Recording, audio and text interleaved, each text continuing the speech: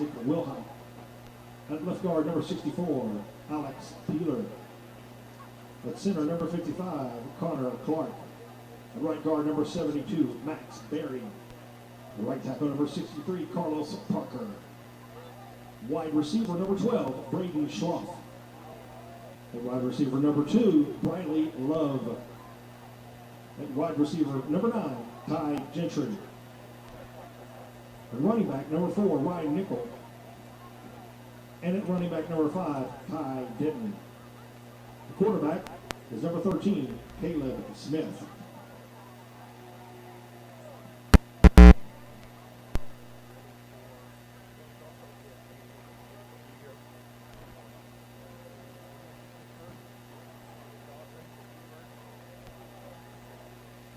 And now, for the 2 yards, giving the Hawks a 7-0 lead.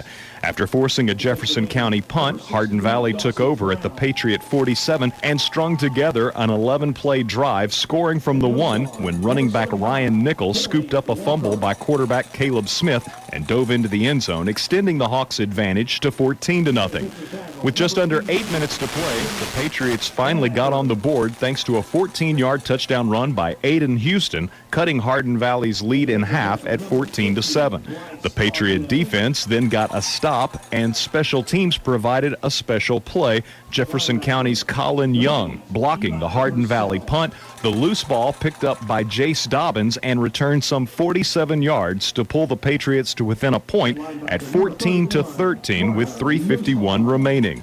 But a high snap thwarted the extra point attempt, preventing the Patriots from pulling even. Hardin Valley covered the subsequent onside kick, but failed to pick up a first down, keeping hope alive for Jefferson County.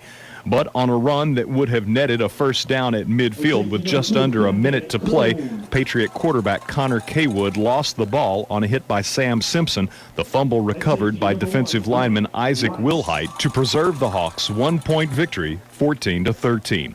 Hardin Valley, with its first win, improving to 1-3 in region play and 1-7 overall. Jefferson County dropping to 0-9 on the year, 0-5 in the region.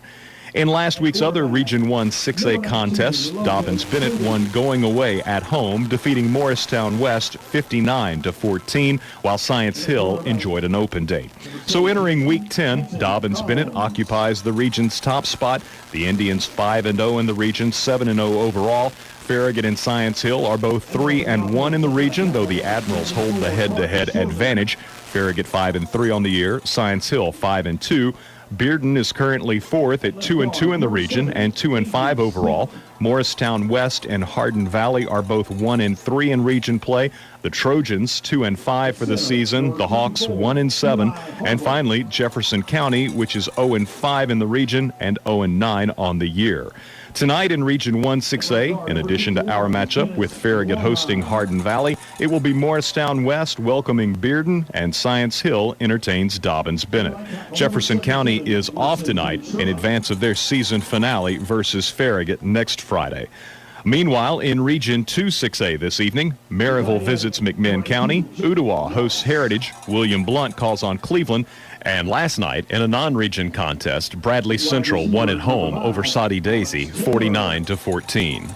Elsewhere around East Tennessee, highlighting first the all-important region matchups, beginning with Class 1A's Region 2, where Oliver Springs visits Coalfield and Midway entertains Greenback. In Region 3 1A, South Pittsburgh plays host to Sale Creek. Moving to Class 3A's Region 2, it's Alcoa playing at Gatlinburg-Pittman and Kingston calling on Pigeon Forge. A single matchup in Region 3 3A with Red Bank hosting McMinn Central, and likewise in Region 4 3A where Sequatchie County welcomes Grundy County. In Region 1 4A, Sullivan Central entertains Union County. Greenville travels to Granger, while last night Elizabethton won at Sullivan South 42-14. In Region 2 4A, Anderson County entertains East Hamilton, Howard hosts East Ridge, and Chattanooga Central calls on Hickson. Moving to Class 5A, in Region 1, Tennessee High is at Cherokee, Morristown East visits Cocke County, and in the Musket Bowl, David Crockett hosts Daniel Boone. In Region 2 5A, Carter entertains Gibbs, Halls plays host to Sevier County, while last night, Central defeated South Doyle 27-19. Tonight in Region 3 5A, Clinton calls on Campbell County and Powell visits Oak Ridge.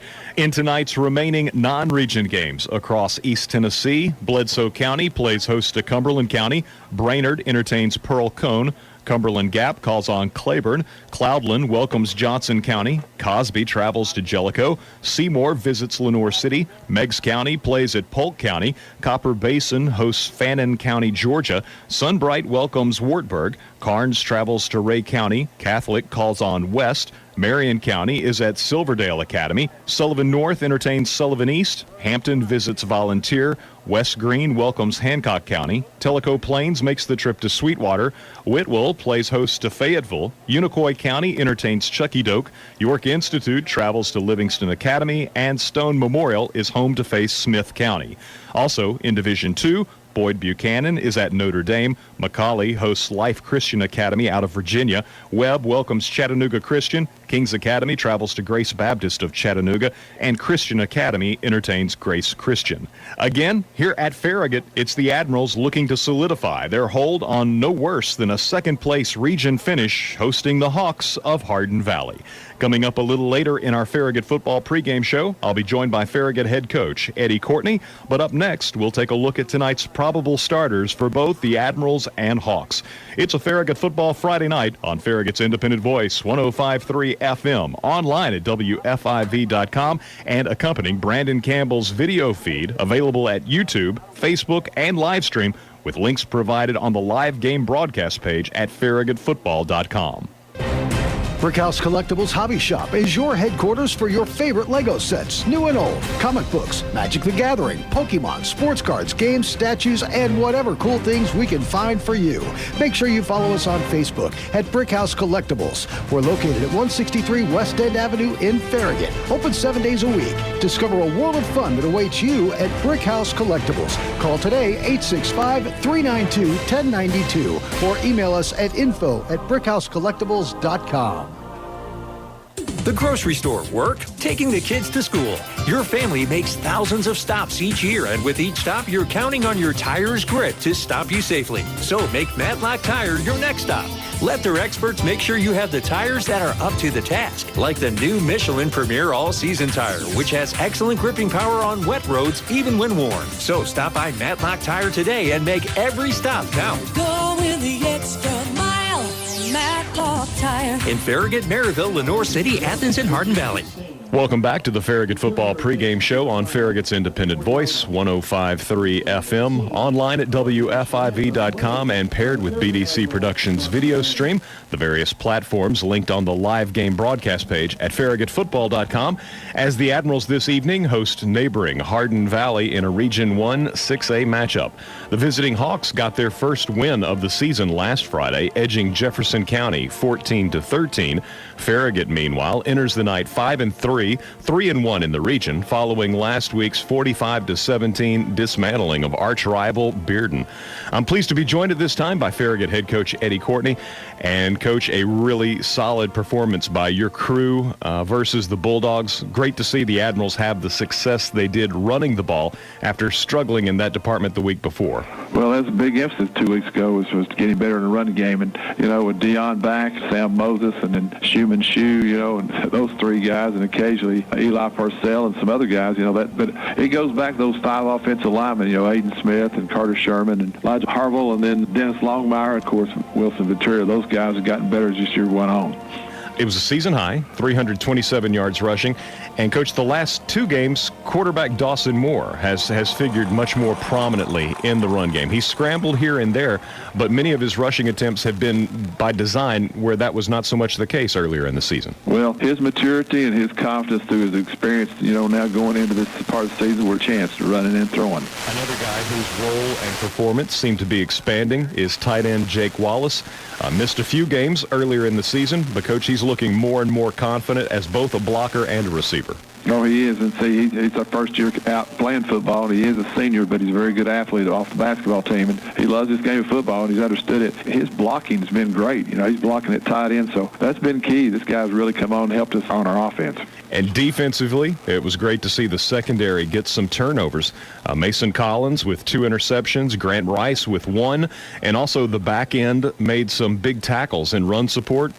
Coach, in particular, Logan Foodie and Bridges Coffee. That's true. That group right there, Collins and Kuhn and Bridges and Hodges and Rice and Foodie, they've all done a great job just getting better. We've worked the last couple of weeks really on eye discipline, reading your keys before the snap and after the snap, and so I think it's playing off on the back end for us right now. Absolutely hated to see senior defensive end Trey Nesbitt go down with a lower leg injury towards the end of the first half. Trey's been such a vital, disruptive force along the defensive front both last year and this year. Undoubtedly, he's one of your team leaders both on and off the field. How's Trey doing, Coach, and what's his next step in the recovery process? Well, he'll start the serious part of recovery here in about another week, but right now it's just initial healing after surgery. It was a successful surgery, but it was a serious surgery, with a broken leg there at the ankle, an attachment. That's going to take a while to do that, but what a great kid. Not only is he a great football player, but a great young man, and so we wish him well. I know it just destroyed our team when it happened, and it just because how hard he's worked for his senior year, and he's been a very dominant player for us, and so other guys now have to step up and take that role on for our defense. That leads right to, how does the defense compensate, Coach, for losing a player the caliber of a Trey Nesbitt? Well, we just got to give 2 or 3 guys who get a chance to step up and play that position because you can't change everybody else because you lost that one. So we're just trying to make sure that guys, next man up kind of philosophy, and then they're going to have to work a little bit harder in practice. And, of course, on game nights, they got to execute. Again, other guys around him understand that. They got to pick up the load a little bit, but we certainly, as a team and staff, we just are very sick for him because, gosh, I can't not say enough about that young man. He's a great guy, and I'm sorry it happened his senior year, especially when he's having a great year. We hope it doesn't affect his college recruiting. When we talk about players stepping in and stepping up, how about linebacker Martin Aranda last week? With Carter Nussbaum out and Dylan Cozy a little dinged, Aranda came in and made 3 tackles in 4 plays in the red zone, including the 4th down stop of the Bearden quarterback. And he did. We've been kind of expecting out of him, but the unfortunate thing was he had, the crew he had right in front of him were pretty good. That's why they're starting, and he's not a bad linebacker. So now we feel like we got somebody can step in and help us with that, and hopefully get Carter back next week. Dylan's back healthy right now, and so with that, we feel pretty good with that group in the inside linebacker spot. And big Corey Walker's play last week, Coach. I thought he was plugging some holes. Well, what we asked him to do was, right, and he was trying to get a good push up front and eliminate a lot of the pulling that they Bearden were doing, and so he did that, and so it really helped other guys make plays. But there's another young man that's had a great year. We need to continue to have him going into the playoffs. Looking at Hardin Valley, Coach, on the offensive side of the ball, they'll rotate quarterbacks, and number 4, Nichols, seems to be a pretty solid running back, a guy who contributed for them last year. He is, and I think the thing about their offense right now, they're trying to be balanced. Coach Browning's trying to, even though some games have been forced. I know in one game they ran it 44 times and threw it 11. In the other game they were throwing it like 50 some odd times. They were trying to get a mismatch to win, and so big win for them last week. They ran the ball a lot better last week, and certainly behind them. They were 64 and 62. Will Houghton and Taylor, those 2 guys are pretty good offensive linemen, so they got that kind of in their offense now, and then they're always going to try to have a lot of play action and deep throws. So our challenge this week is being assignment football and attack up front. Defensively, Hardin Valley has given up a lot of points this season, but last week Jefferson County scored only 1 offensive touchdown against the Hawks. Hardin Valley did a pretty good job against Jefferson County's talented running back Aiden Houston. So, Coach, undoubtedly they're coming off their best defensive performance of the year. They are, and I thought they played very aggressive and very enthusiastic when we saw the last 3 films of them. That's the thing that stood out to us, was just how much more confident they were on the defensive end in that game, and they made some plays, and so I'm sure that made things a little easier in practice this week for them, feeling pretty good about what they've done. On special teams, I saw where Bearden got to a Hardin Valley punt a couple of weeks ago.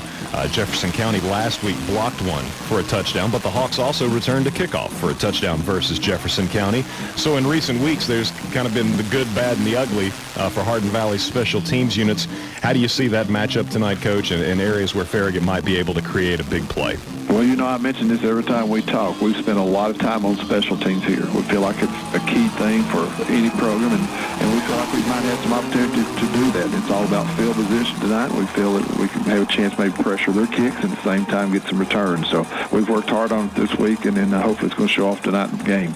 2 regular season games remaining for Farragut as the Admirals try to assure themselves once the playoffs begin the opportunity to play again on their home field after tonight.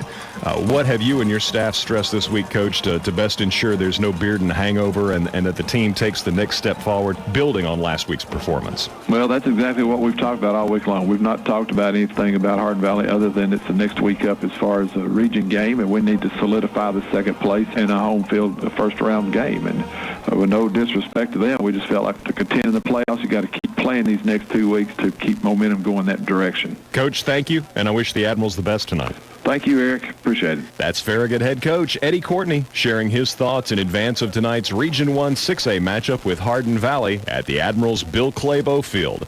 Just ahead, we'll have the coin toss and opening kickoff. It's a Farragut Football Friday night on Farragut's Independent Voice, 105.3 FM, online at WFIV.com, and accompanying Brandon Campbell's video feed available on Facebook, YouTube, and live stream. Links provided on the live game broadcast page at farragutfootball.com. Shop Farragut wishes you and the entire Admiral Sports Nation much success and happiness this exciting season and reminds you to shop Farragut all year long. Your Farragut retailers, restaurants, and service providers have worked hard to make your shopping easy and a bargain. Follow Shop Farragut on Facebook, Twitter, and Instagram to get all of the deals and discounts you need. Go Admirals. Here at the Mike Dyer Agency, we know insurance coverage options can be overwhelming. That's why we partner with Nationwide to help you find the best protection for you and your family's needs. Give us a call today at 865-966-2111 to learn more. Or visit our website at MikeDyerInsuranceAgency.com. And remember, Nationwide is on your side. Nationwide Mutual Insurance Company and Affiliates, Columbus, Ohio. Hi, this is Dave from VG's Bakery. Circumstances have forced us to change the way we do business, but nothing will change the pride and love we have for baking the finest baked goods. Go to vgsbakery.com to check out our curbside menu we offer Tuesday through Friday weekly. And our cake department is ready to create your beautiful and delicious special occasion cakes. Pastries, cookies, bread, and desserts, all made by hands that care. VG's Bakery, handcrafted baked goods. Oh yeah. Hey folks, Jordan's with Ted Russell Nissan. Here's the 3 questions customers are always asking. What if I owe way more on my trade than it's worth? No problem. At Ted Russell Nissan, when you make a deal with us, we'll pay your trade-in off no matter what you owe. Can I buy with no money down? Most Ted Russell Nissan customers can buy a new Nissan with no money down by using the factory rebate as a down payment. Can I get finance with a low credit score? Yes, at Ted Russell Nissan, we have 4 certified finance managers to get that new Nissan financed, even if you've had a divorce, bankruptcy, foreclosure, or repo, or just bad luck. So come see us today. Ted Russell Nissan on Kingston Pike. Check. We are currently All right, experiencing we'll difficulties go ahead connecting with to the Farragut YouTube Hardin Valley game. broadcast. As soon as we get those worked out, we'll go right now, live to the unfortunately, game not in on progress. WFIV, having some technical issues, but we are underway. Hardin Valley won the coin toss, deferred to the second half. And so Farragut with the opening kickoff back to the 40-yard line. That was a short pooch kick by the Hawks, and the Admirals will have good starting field position at the 40-yard line. We sound a little out of sorts. We are. A number of technical issues all throughout the press box this evening. And so, again, able to do the broadcast hopefully here on YouTube with Brandon Campbell and his video feed. And we appreciate you joining us.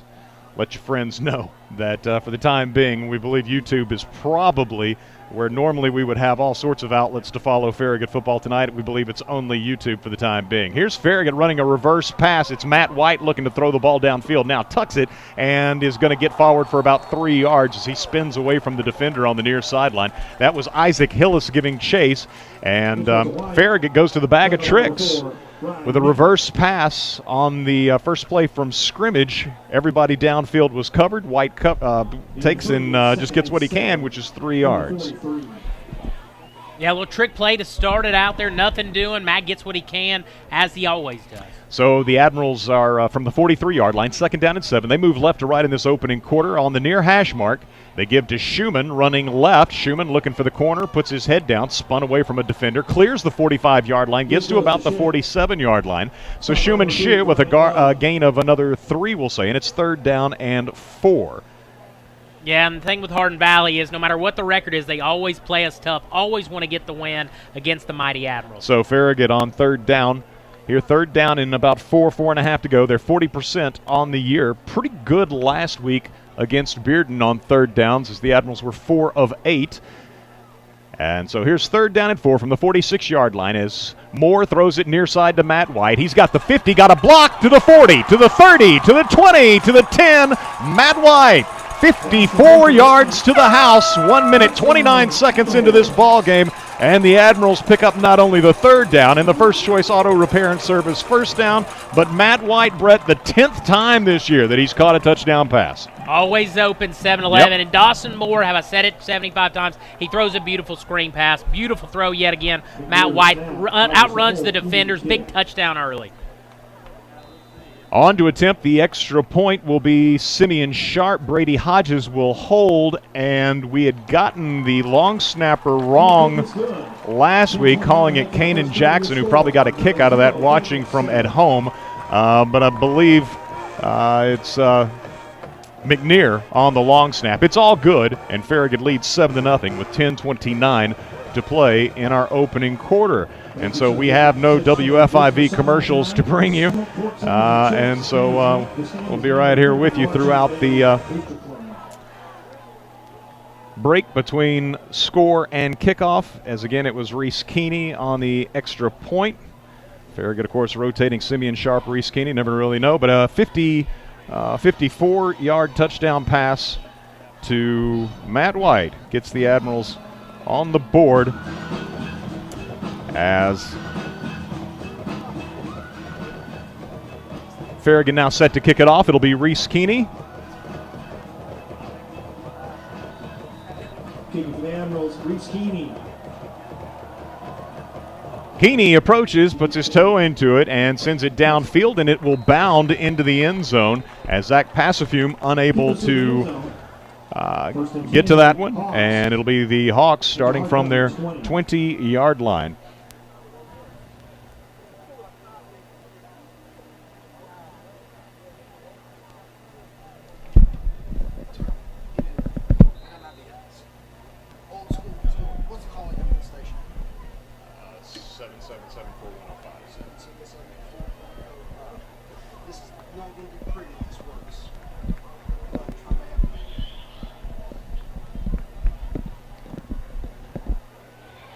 So Hardin Valley with its first play from scrimmage, and it's going to be the Admirals coming up and making the tackle with Fontenot, who gets the start tonight. So Bryce Fontenot on the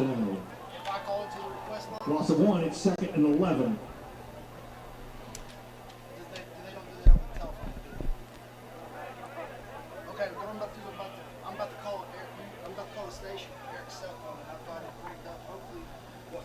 Caleb Smith loses one. The Hawks will scrimmage from the 19-yard line near hash as the Hawks move right to left. That's toward Lyndon Welch Way in this opening quarter. Farragut leading 7-0.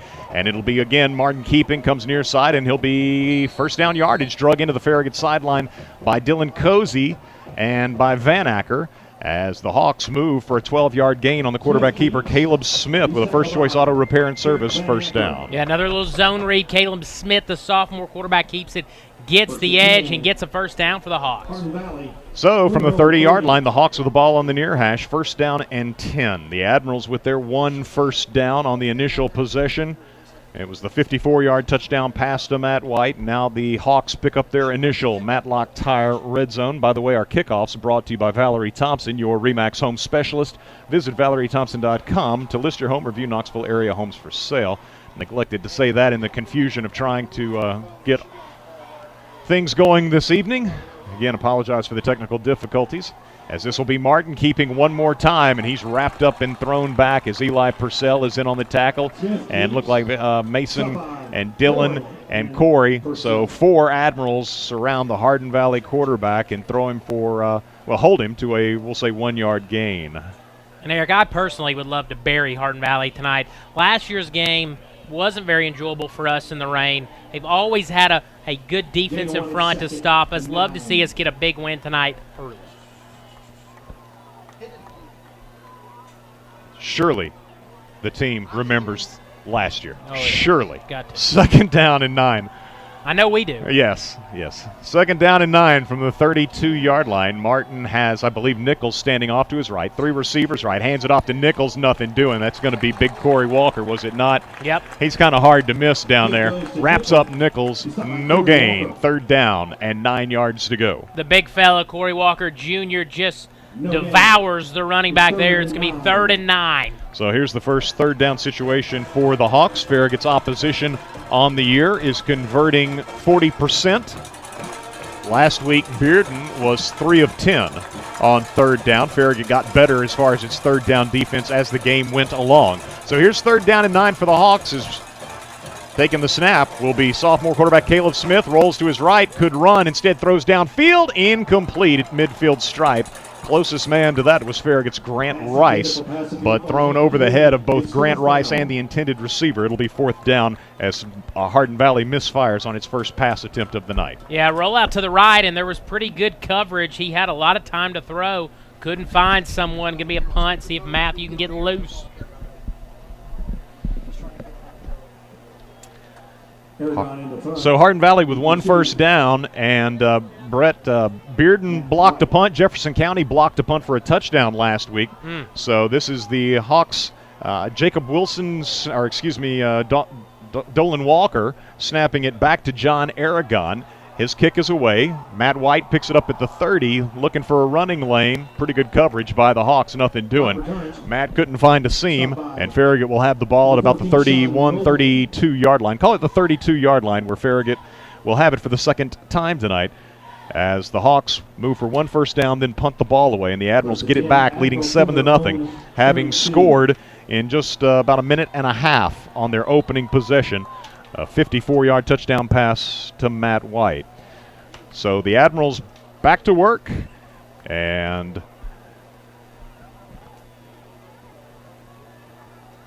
Dawson Moore will throw it near side to Matt White. Matt steps inside the block, gets to the 39, almost the 40-yard lines. That'll be a gain of about 7 yards on first down for the Admirals. So 2 completions here early on, and both of them to Matt White. The first, the touchdown, and a 7-yard completion here to get the Admirals ahead of the chains. Yeah, Matthew loves the screen game. It's actually the exact same play as the touchdown. Matt loves to hit the B button spin. He gets 7 or 8.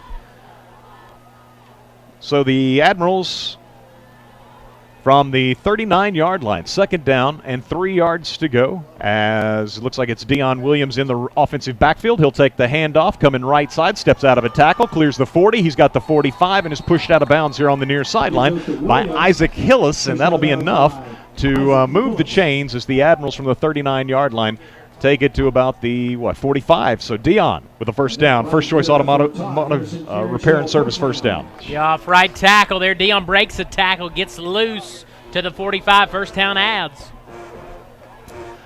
So it's the Admirals with their second first choice auto repair and service first down from the 45-yard line. Give it to Deion one more time, running left. Deion looking for a cutback lane. The flag comes in from behind, and Farragut gains perhaps 1 yard as Hardin Valley, nice job of stringing it out. And it'll be 2nd down, although I'm going to assume here that this is probably a hold against the Admirals, and it's going to be first down over. Yeah, it looked to be a lot of yardage there, and Deion doesn't get much, but that flag's coming back. When I give you a 5-second countdown, it'll go live. Please ready? 5, 4,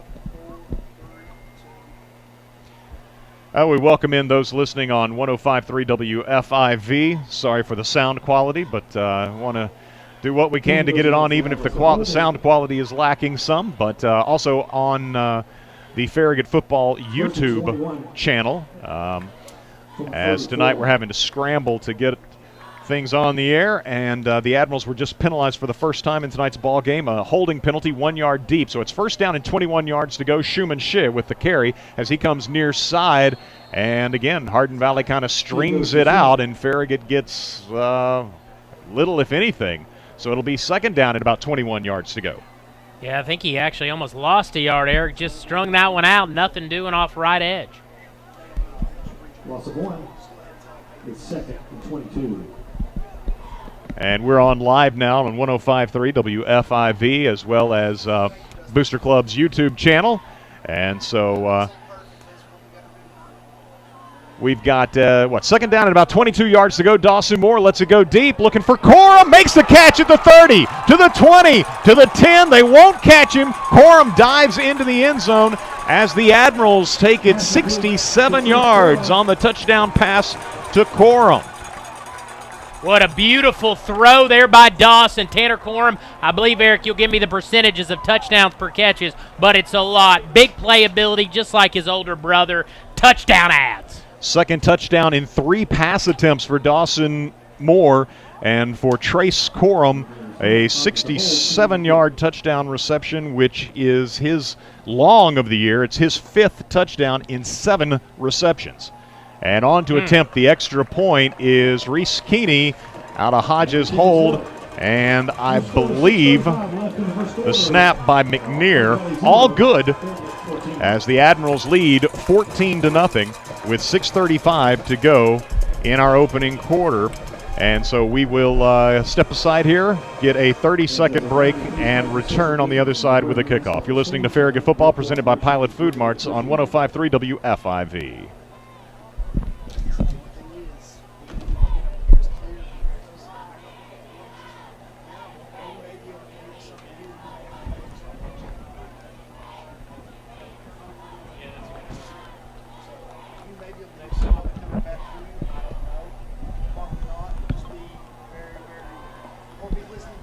Thank you for the Admirals. Keeney. Beat to receive, Schloff and Pacifier.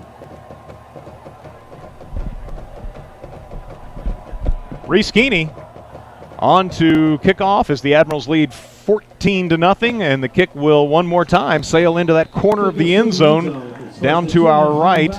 And so 2 for 2 tonight is Reese Keeney. Kickoffs resulting in touchbacks. So Hardin Valley from its 20-yard line as the Admirals leading 14-0. The kickoff brought to you by Valerie Thompson, your RE/MAX home specialist. Visit ValerieThompson.com to list your home or view Knoxville area homes for sale, as the Admirals with 2 long touchdown passes, one to Matt White and most recently to Trace Corum.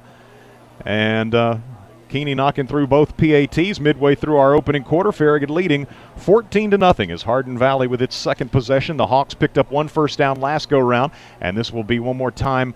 Actually, this time I guess it's going to be Schloff running right, probably jet motion. I was not actually, didn't have my eyes up yet, but I assume he was lined up in the slot, and Kuhn rides him down after about a 8 or 9 yard gain. Yeah, kind of a zone read with the jet motion with the receiver. Very slow developing.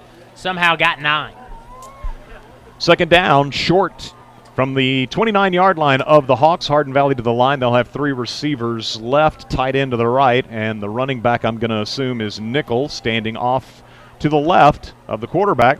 And it'll be Nickel taking the handoff, and right up the middle he rumbles for first down yardage, clears the 35 out to the 40 to the 41-yard line, and so that'll be a gain of 12 and another First Choice Auto Repair and Service first down. Nickel's first carry went for nothing. Second one rips off 12. Yeah, Ryan, just a small running back, gets some yardage there as there was a good hold by the Hardin Valley offensive line.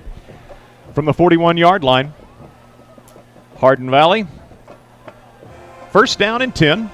5:30 to go in our opening quarter as the Hawks move towards Lyndon Welch Way. Nickel takes the handoff, picking his way right side. This time he's held to about 1 yard. Looks like the Admirals stacked it up nicely on that side with Cozy and Van Acker.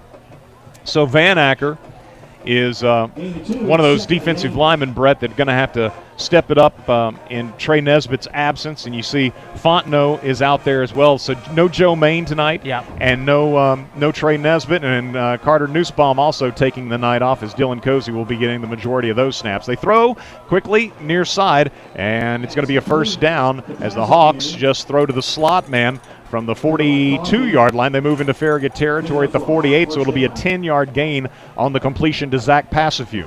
Yeah, just a standard little hitch route to the slot man, wide open.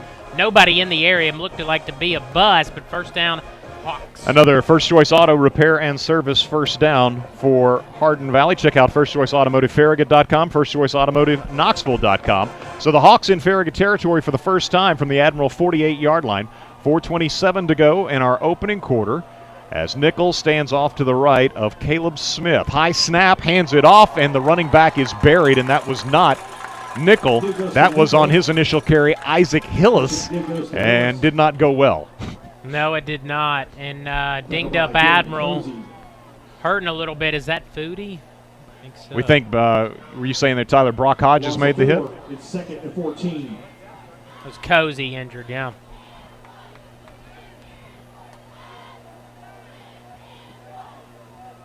He's got, we have here, who's in at linebacker with Purcell. This is going to be Martin. Looked right. It was covered. Pulls it down and is going to be slung down by Dawson Brown. And so the Admirals do a nice job corralling the quarterback quickly as he moves forward for maybe half a yard. A quick pass was the intention down the line to the right side. It was covered. And so it's Martin picking up 1 yard. Third down. That's Hodges in beside Purcell at middle linebacker there.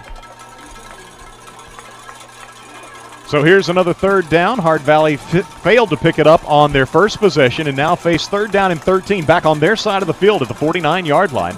As Martin takes the snap, looks right, throws on the slant, has a man open, but he will not get the first down. Gets to the Farragut 40. That will be a gain of, about 11 yards, and Schloff on the receiving end sets him up. 4th down and short, I would assume they're going to go for it. Yeah, no man's land, just a little slant route. Nice catch, nice physical, get it upfield. But it's going to be 4th and 2. 4th down, 40% is Farragut's opposition this year. And last week, Bearden was 1 of 3. From the Farragut 40, the ball is in the middle of the field, and the Hawks going for it. 4th down and 2 from the 40-yard line. 2:25 and the clock rolling. 2:20 remaining in our opening quarter. Farragut leading 14-0 as the Hawks 4th down gamble, and they run it off the right side, and it's going to be close. The official coming in from the far side looks like perhaps he's going to get the mark and probably is going to give the Hawks a first down with that mark. And indeed, Hardin Valley moves the chains on about a 2.5-yard gain, or 2-yard gain, just enough by Smith. So another First Choice Auto Repair and Service. It's their 4th first down. Check out firstchoiceautomotivefarragut.com or firstchoiceautomotiveknoxville.com. 38-yard line of the Admirals. 1st down and 10 for the Hawks. 1:40 to go in our opening quarter. And I think Nickel has rejoined Caleb Smith. Caleb Smith, the sophomore quarterback, throws over the middle, knocked away by Bridges Coffee, but a flag is coming in from the back line judge. There's a mark on the play. Probably going to be pass interference on the Admirals. Hard to imagine it being anything other. Yeah, I'd like to see a replay. Well, it's not cooperating, is it, our replay? That'll be Farragut's second penalty.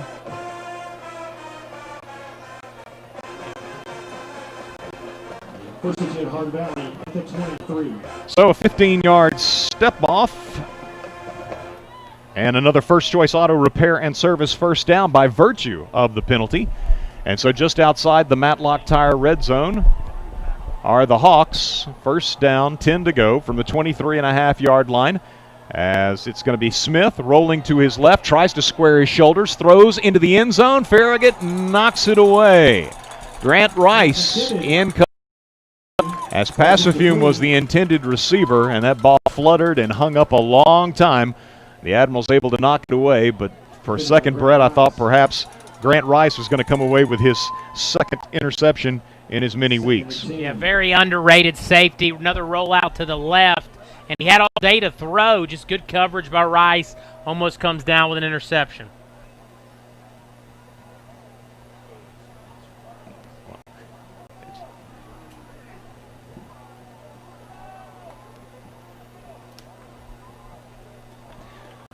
So second down and 10 following the incompletion from the 23-yard line. Smith running right, and he's going to be buried. Looks like a loss on the play. Corey Walker, and also for Farragut, Logan Foodie. Loss of 1 for the Hardin Valley quarterback. Yeah, a little zone read. Nothing doing there either way, give or take it. Going to be 3rd and 11 here. Smith, not all of his runs have been by design, but I think 4 or 5 of them. He's rushed the ball 6 times for 14 yards. Nichols a couple of carries for 12. Schloff 1 for 9. And Isaac Hillis, his 1 carry thus far, lost 4 yards earlier on this possession. We're under 40 seconds to play in this opening quarter, and Hardin Valley back with another 3rd down situation as Caleb Smith takes the snap, looks right, throws. Farragut breaks in front of it, and I believe that's going to be Foodie with his first interception of the season. And so, Brett, we commented last week that as good as this secondary was, it had only 2 interceptions through the first 7 games. They snared 3 last week, and Foodie gets his first of the season here in the opening quarter against the Hawks. Yeah, it went from 2 to 6 really quickly. Logan, he knows I love him, had a great junior year. A little bit quiet early on in this year, but he's really coming on. Great break on the ball on a hitch route, 1st and 10 halves. So no Matlock Tire red zone trip for the Hawks as Farragut holds them out, and then the interception by Foodie for our first turnover of tonight's ball game. And so Farragut starts deep in its own territory at the 18-yard line, leading 14-0, having gotten the first takeaway of the ball game. And they had 13 turnovers coming into the night. Also had 1 on special teams, and now those turnover numbers, takeaway numbers, are even. 7 fumble recoveries, 7 interceptions for the 2020 Admirals. And as good as that number is, +7, Farragut's best year, +15, +20. Yeah. And so they've turned the ball over very little this year. They just haven't gotten the takeaways, but they seem to be picking up here late in the season. Yeah, no doubt about it.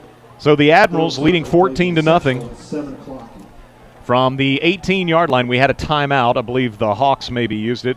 And Farragut with the run. That was Moses on his first carry, and he cleared the 20, was wrapped up by Alex Peeler, big defensive lineman. And so it's going to be, where are they going to mark it? Do we have a flag? Sideline warning on Hardin Valley. Tackled by Alex Peeler.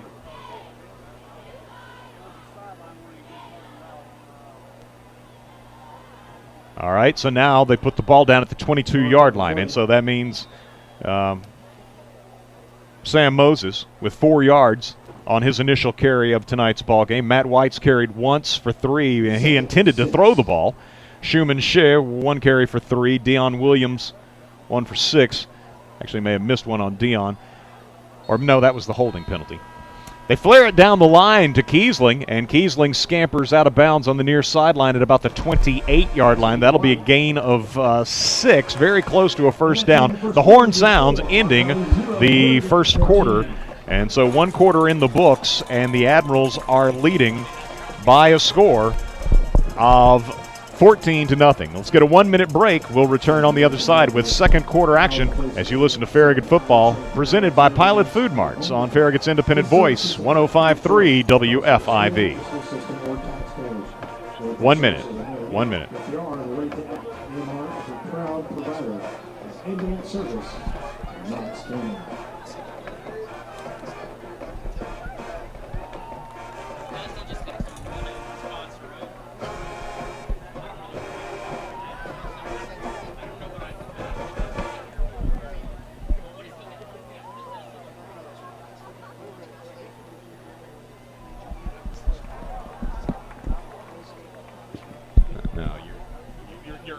Fans who can't make it to the games in person, be sure to visit our website, FarragutFootball.com, where you can watch a live feed on game nights and archive game footage after the games. You can also get scores and updates by liking our Facebook page or following our Twitter account at FarragutFB. And don't forget, you can always tune into FM 105.3 WFIV for the radio broadcast of the games.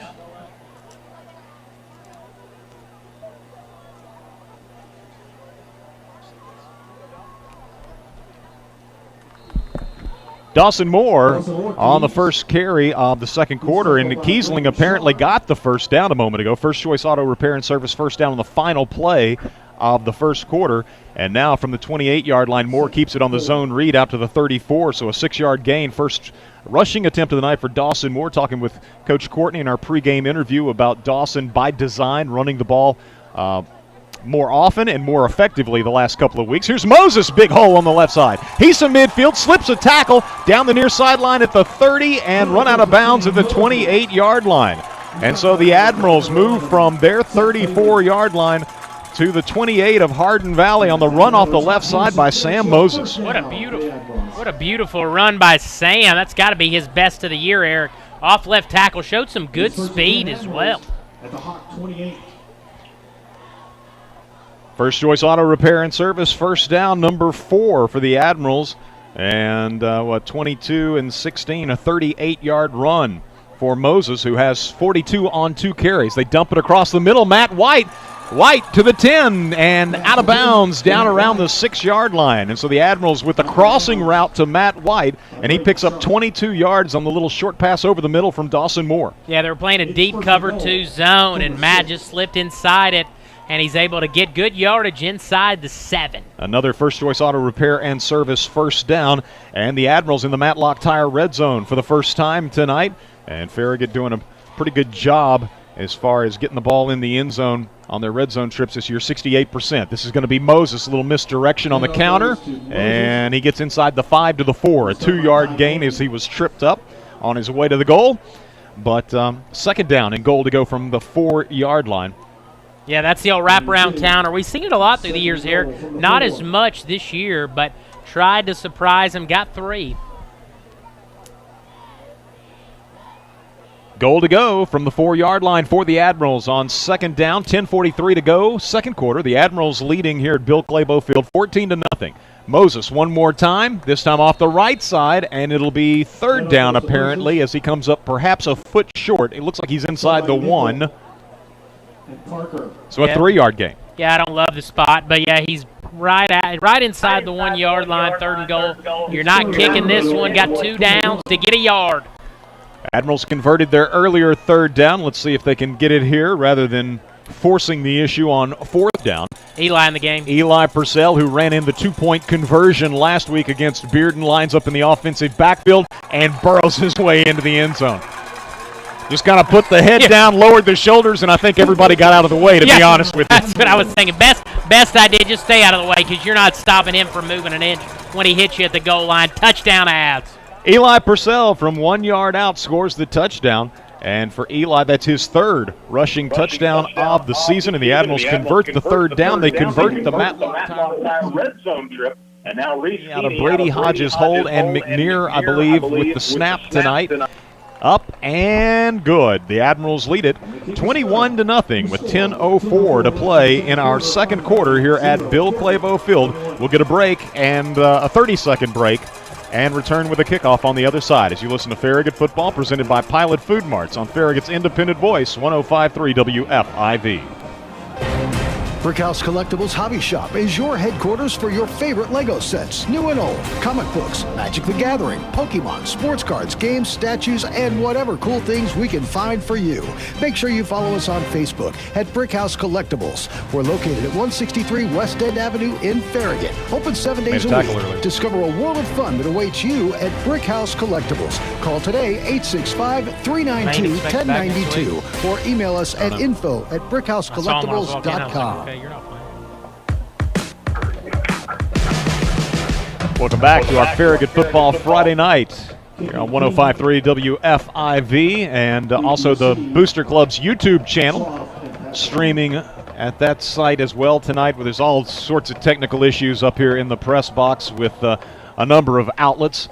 And so there's Keeney sending yet another one into the end zone. 3 for 3 tonight as far as kickoffs resulting in touchbacks. Hardin Valley will start from its 20, trailing 21-0.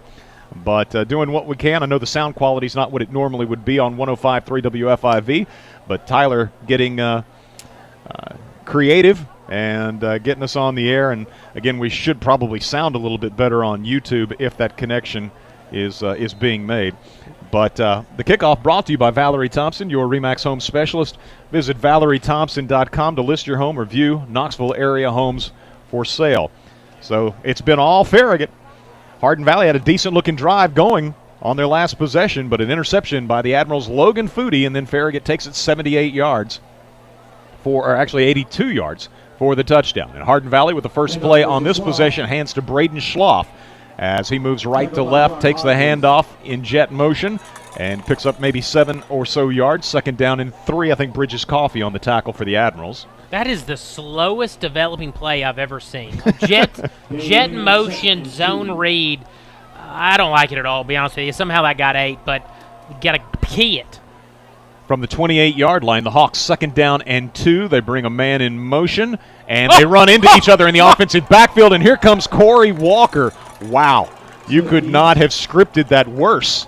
And the man in motion collided with the running back standing off to the right of the quarterback as he stepped up at the snap. And the quarterback, Caleb Smith, just had to eat it. And here comes big Corey Walker for a loss of 9. Yeah, that was tough. The Jet and the running back hit each other, and then here's the 280-pound defensive tackle here to swallow both of you up. A 9-yard loss as Corey Walker's been playing some outstanding football, in particular of late. I mean, I think you could make the case that he's played great all season long, but the last couple of weeks he's taken it to another level. Back to pass, Hardin Valley throwing over the middle, incomplete at the 45-yard line. Logan Foodie in coverage. And so they were looking for Braden Schloff, but Foodie, stride for stride, knocks it away. Yeah, it'll be fourth down. Yeah, Schloff, one of their go-to guys. Logan Foodie played that perfectly because, Eric, that was a good thrown football and just knocked away by Foodie and get another opportunity to go up 4 touchdowns. So they gain 8 on the Jet. They lose 9 on the bungled play where Corey Walker throws the quarterback for a 9-yard loss. And then they go incomplete on third down. So it's a 3-and-out series, and Farragut set to get the ball back. Matt White waiting at his 48-yard line. And whistles sound. And again, this has been a bit of an adventure for Hardin Valley with the punt game. We almost got the last one. And it's going to be the first penalty of the night against Hardin Valley. 5-yard step off for procedure. Part of the issue is the snap. It is about as slow as you can get.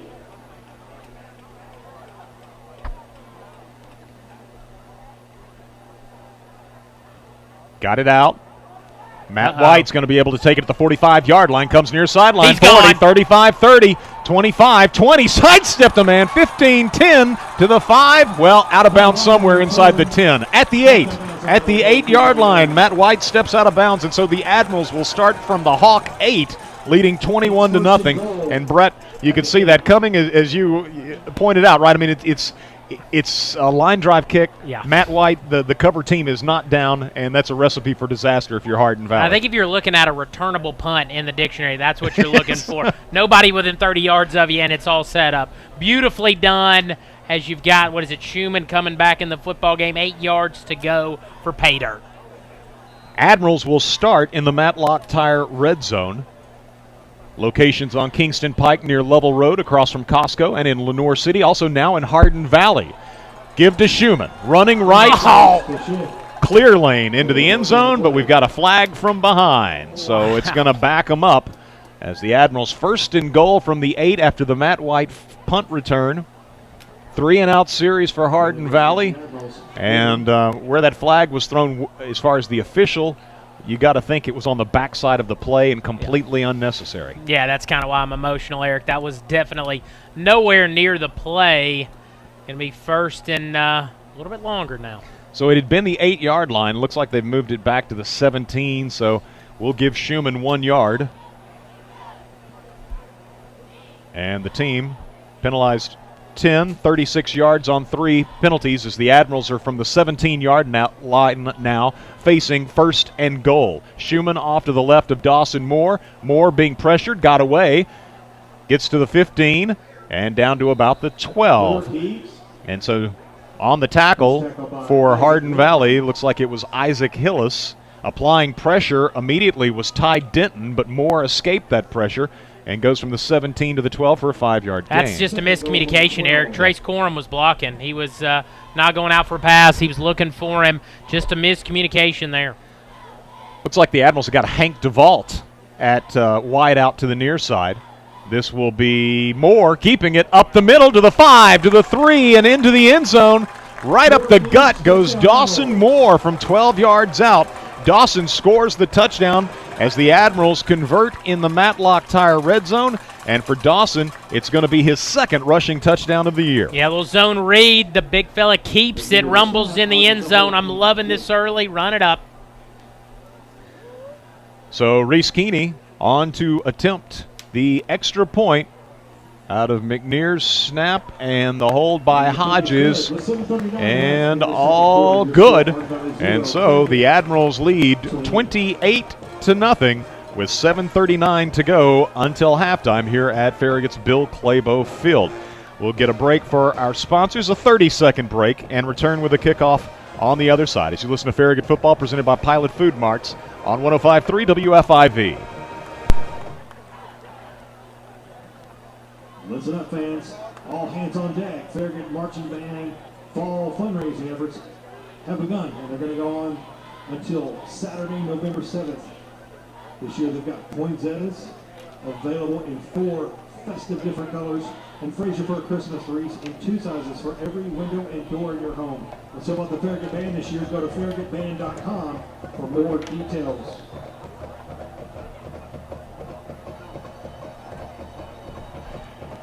Welcome back to our Farragut Football Friday night from the Admirals Bill Clabo Field as Reese Keeney approaches, puts his toe into it, and for the 4th time in 4 kickoffs, we've got a touchback. A little bit warmer night. Ball's traveling a little bit better tonight, but the kickoff brought to you by Valerie Thompson, your RE/MAX home specialist. Visit ValerieThompson.com to list your home or view Knoxville area homes for sale. So Keeney's done a job on the kickoffs, and the Hawks have started backed up at their 20-yard line on each occasion. And on Farragut's 4 occasions to possess the football, they have scored touchdowns each time, the last 2 times, in Matlock Tire red zone trips. 28-0. Admirals lead, 7:39 to go until halftime, as the Hawks will have the tight formation, bunch formation in off the right. They're running power that way with their quarterback and nothing doing, as it's going to be Farragut's, looks like Corey Walker. Again. And, Eric, you called it earlier. He's been a good player, but he has really stepped up over the last 3 weeks, played really well. And 2 of your 4 starters on the D-line, that really good D-line, are out, so Corey's trying to step up even more. So you got Van Acker in the ball game right now, and Micah Johnson. Yeah. Or do we have Bryce Fontenot? I think it's Fontenot lined up at left defensive end, and Van Acker's the right is in the middle with Corey, while Dawson Brown's at one end. But they're going to run nickel up the middle, and he's going to be pushed back. That looks like that was probably for the Admirals. Hodges again. Yeah. Eli. So those 2 backers. So Hodges is getting some run at linebacker here with, Nussbaum's out with a shoulder situation, and now you got Cozy apparently dinged up. Yep. Or maybe they're just looking to get some other people some carry. I'm not sure. But it's 3rd down and 9 to go.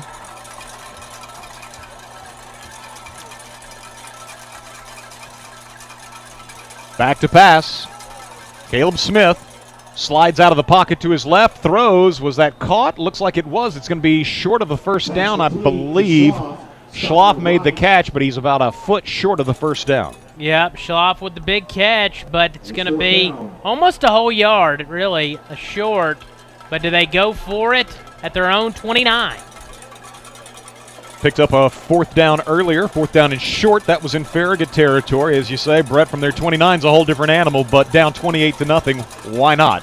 And so they check in a bigger running back, I believe. Looks like that's probably...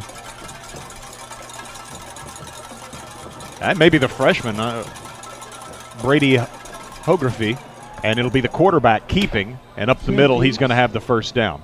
And so Caleb Smith able to carry for first down yardage from the 29 to the 33, a 4-yard gain. Move the chains, first choice auto repair and service first down on the 4th down conversion by the Hardin Valley quarterback. Yeah, been a wild first half, already 5 minutes left in the second. It's gone by fast with all the craziness we got going on up here. But the Admirals are scoring touchdowns. Leading 28-0. As you say, clock continuing to roll, approaching 5 minutes to go until halftime in a fast-moving first half. From the 33-yard line, this time Smith rolling to his right, Going to throw downfield to a man on the sideline, makes the catch, and Farragut's Grant Rice will wrestle him down at the 31-yard line. But a big completion to Briley Love as Hardin Valley moves from its 33 to the Farragut 31. Yeah, Briley Love, just kind of a broken play, but they communicated well, saying, hey, go deep, and he does, and he's able to make a big catch. Biggest play for the Hawks. 36 yards. First and 10, Hardin Valley. For Hardin Valley on that first choice auto repair and service connection between quarterback Caleb Smith and his receiver, Briley Love. First catch of the night for Love, who is a senior. And they'll hand it off to Nickel, and he is stacked up at the line, but pushes forward. And so from about the 31, 32-yard line, they push inside the Farragut 30 down to about the 28. Call it second down and 6 yards to go. Yeah, move the pile a little bit off right tackle to get about 3 yards. Gain of 3 is second and 7.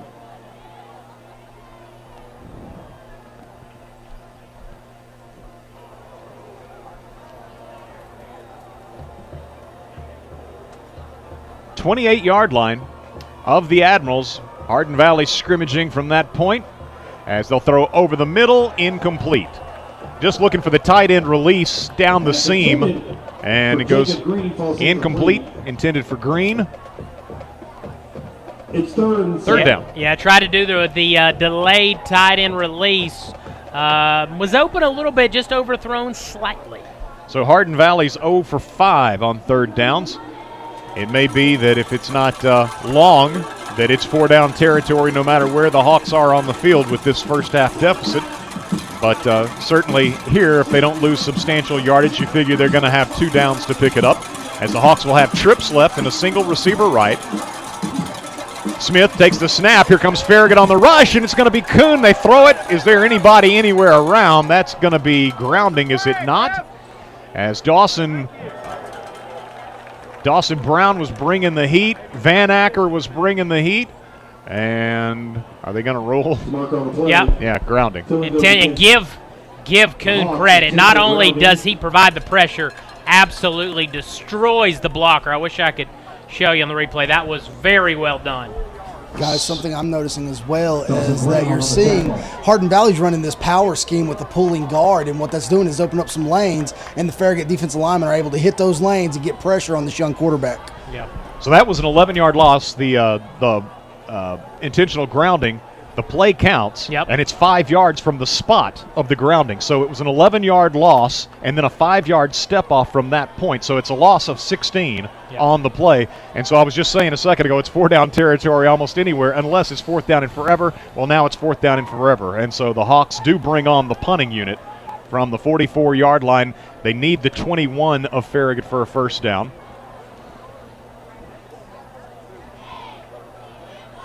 So now 0 of 6 on third downs.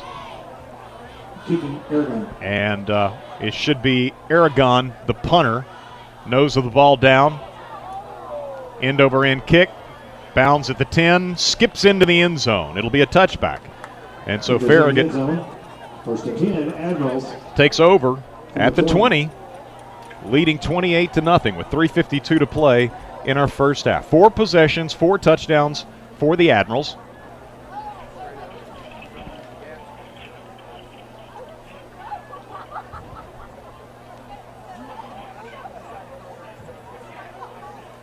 Farragut with the offense returning to the field. They're heading right to left. That's toward Brickhouse Collectibles and Mike Dyer Agency, Nationwide Insurance. Admirals have got Milstead in at tight end. He lines up off the right. It's going to be Moore keeping it after a play fake to Dion Williams. And Moore coming left side, moves to about the 21, 22-yard line. Yeah, little zone read. He keeps it, gets a couple on first. Dawson with 25 yards on 4 carries, including his second rushing touchdown of the season earlier this half. And so the Admirals to the line. Again, Milstead's the tight end off to the left. And looks like DeVault, Hank DeVault that is, the sophomore, is the receiver to the left. Moore off a play fake, looking, throws right side for Corum, makes the catch at the 38-yard line. And so the Admirals will move for about 16 yards as Corum makes the catch, goes out of bounds on the far sideline with a first choice auto repair and service first down. Yeah, just wide open here and getting close to that 35-point running clock. It doesn't start until the second half, though, right, Eric? Right. So too early for it, but nice scramble drill there. Nice catch by Corum. Trace making news. That was not a touchdown. Yeah, it was. 5 of 8 now, right? Yeah. So they flare it down the line to Matt White. Matt at the 40 to the 45-yard line. Good shoestring tackle down below by Jonas Smith. Otherwise, Matt might be celebrating another long touchdown reception. And a 7-yard gain as it is. I can still remember how mad Hardin Valley was at the end of last year. I mean, last year we were obviously devastated in the rain, but we got that touchdown late to kind of ruin the shutout they were unhappy about. From the 45-yard line, give it to Dion Williams, and Dion plows for a first down. First choice auto repair and service first down. And the official says no, he was down. He was down. And so it's going to be the ball at the Hardin Valley 49 after Dion Williams carries for 6. And again, a first choice auto repair and service first down. Call it a 5. Call it a 5-yard gain right at the midfield stripe. At the 50. So the Admirals pick up their 7th first down of this first half. And the clock rolling, 2.5 minutes to go until halftime. Admirals 1st and 10. Trips right. Kiesling, the inside receiver. Matt White, the middle receiver. The outside receiver over there is Trace Corum. Near side, the receiver is Hank DeVault. Meanwhile, Schumann Shib back in the offensive backfield. Moore steps away from 2 rushers. He's got the 45, pushes a blocker ahead of him. First down yardage and scampers untouched out of bounds across the way at the Hardin Valley 38-yard line. We got a flag at the tail end of that play. Yeah, it doesn't take much for them to call it kind of on the edge, and they're gonna bring that back. I guess call that on Corum. Boy, that was a well done scramble by Dawson because he had 2 defenders in his face immediately, and he split them in the offensive backfield and would have had a first down run, but for a hold at the tail end that basically wipes it out. Yep, exactly. Still on the 50. So Dawson will statistically get the 10. And the team penalized for the flag at the end of the play. But as you say, it results basically in a do-over as it's still first down from the midfield stripe. 28-0. Admirals leading at home. Next week they finish out the regular season at Jefferson County. Back to pass Moore. Looking over the middle for Kiesling. Knocked away. Nickel, I believe, able to get his hand in and deflect the pass away from Kiesling, which if that's thrown a little bit further in front of him, I believe Zach's got 6. Yeah, just not his best throw. Dawson's played well this year. That one a little bit underthrown, and Nickel able to get his hand on it. Well, I've been distracted this entire first half because of our technical issues, so I'm not sure that I've accounted for everything, but I think that's Dawson's first incompletion. Feels like it, yeah. So from the 50, 2nd down and 10, and it'll be Dawson one more time. First down yardage to the 40. Keeps it on the zone read, and the Admirals have had some good success. And the near sideline judge is saying the 41, so maybe it's not quite a first down. A 9-yard gain, and so it's 3rd down and 1. The Admirals 2 of 2 on 3rd down. From the 41-yard line, quickly to the line. Milstead off to the left, right behind Carter Sherman, the left tackle. Couple of receivers left, one right. Dion Williams up the middle, 40, 35, and goes down around the 30. Call it the 32 perhaps, but Dion with easily first down yardage. They opened a nice hole on the right side, and the Admirals move for another first choice auto repair and service first down. Yeah, and we got 3 timeouts left, Eric. 1:30 left to go up 5 touchdowns before the half. I've got that as 8 first choice auto repair and service first downs for the Admirals in this first half. Moore back to pass, and he's going to tuck it and run, and gets forward to about the 27-yard line. And so that's going to be a gain of about 6.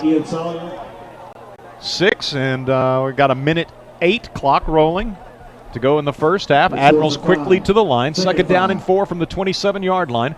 Dion Williams remains in the offensive backfield off to the left of Moore.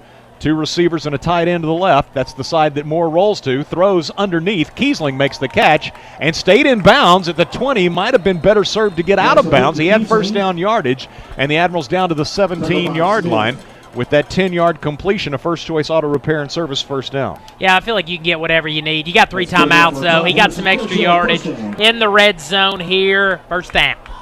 Kiesling with his 2nd reception, and the Admirals with 40 seconds to play in the half. 1st and 10 from the 17-yard line. Moore slides to his left, looks, throws over the top of the defense. Is that DeVault, I believe?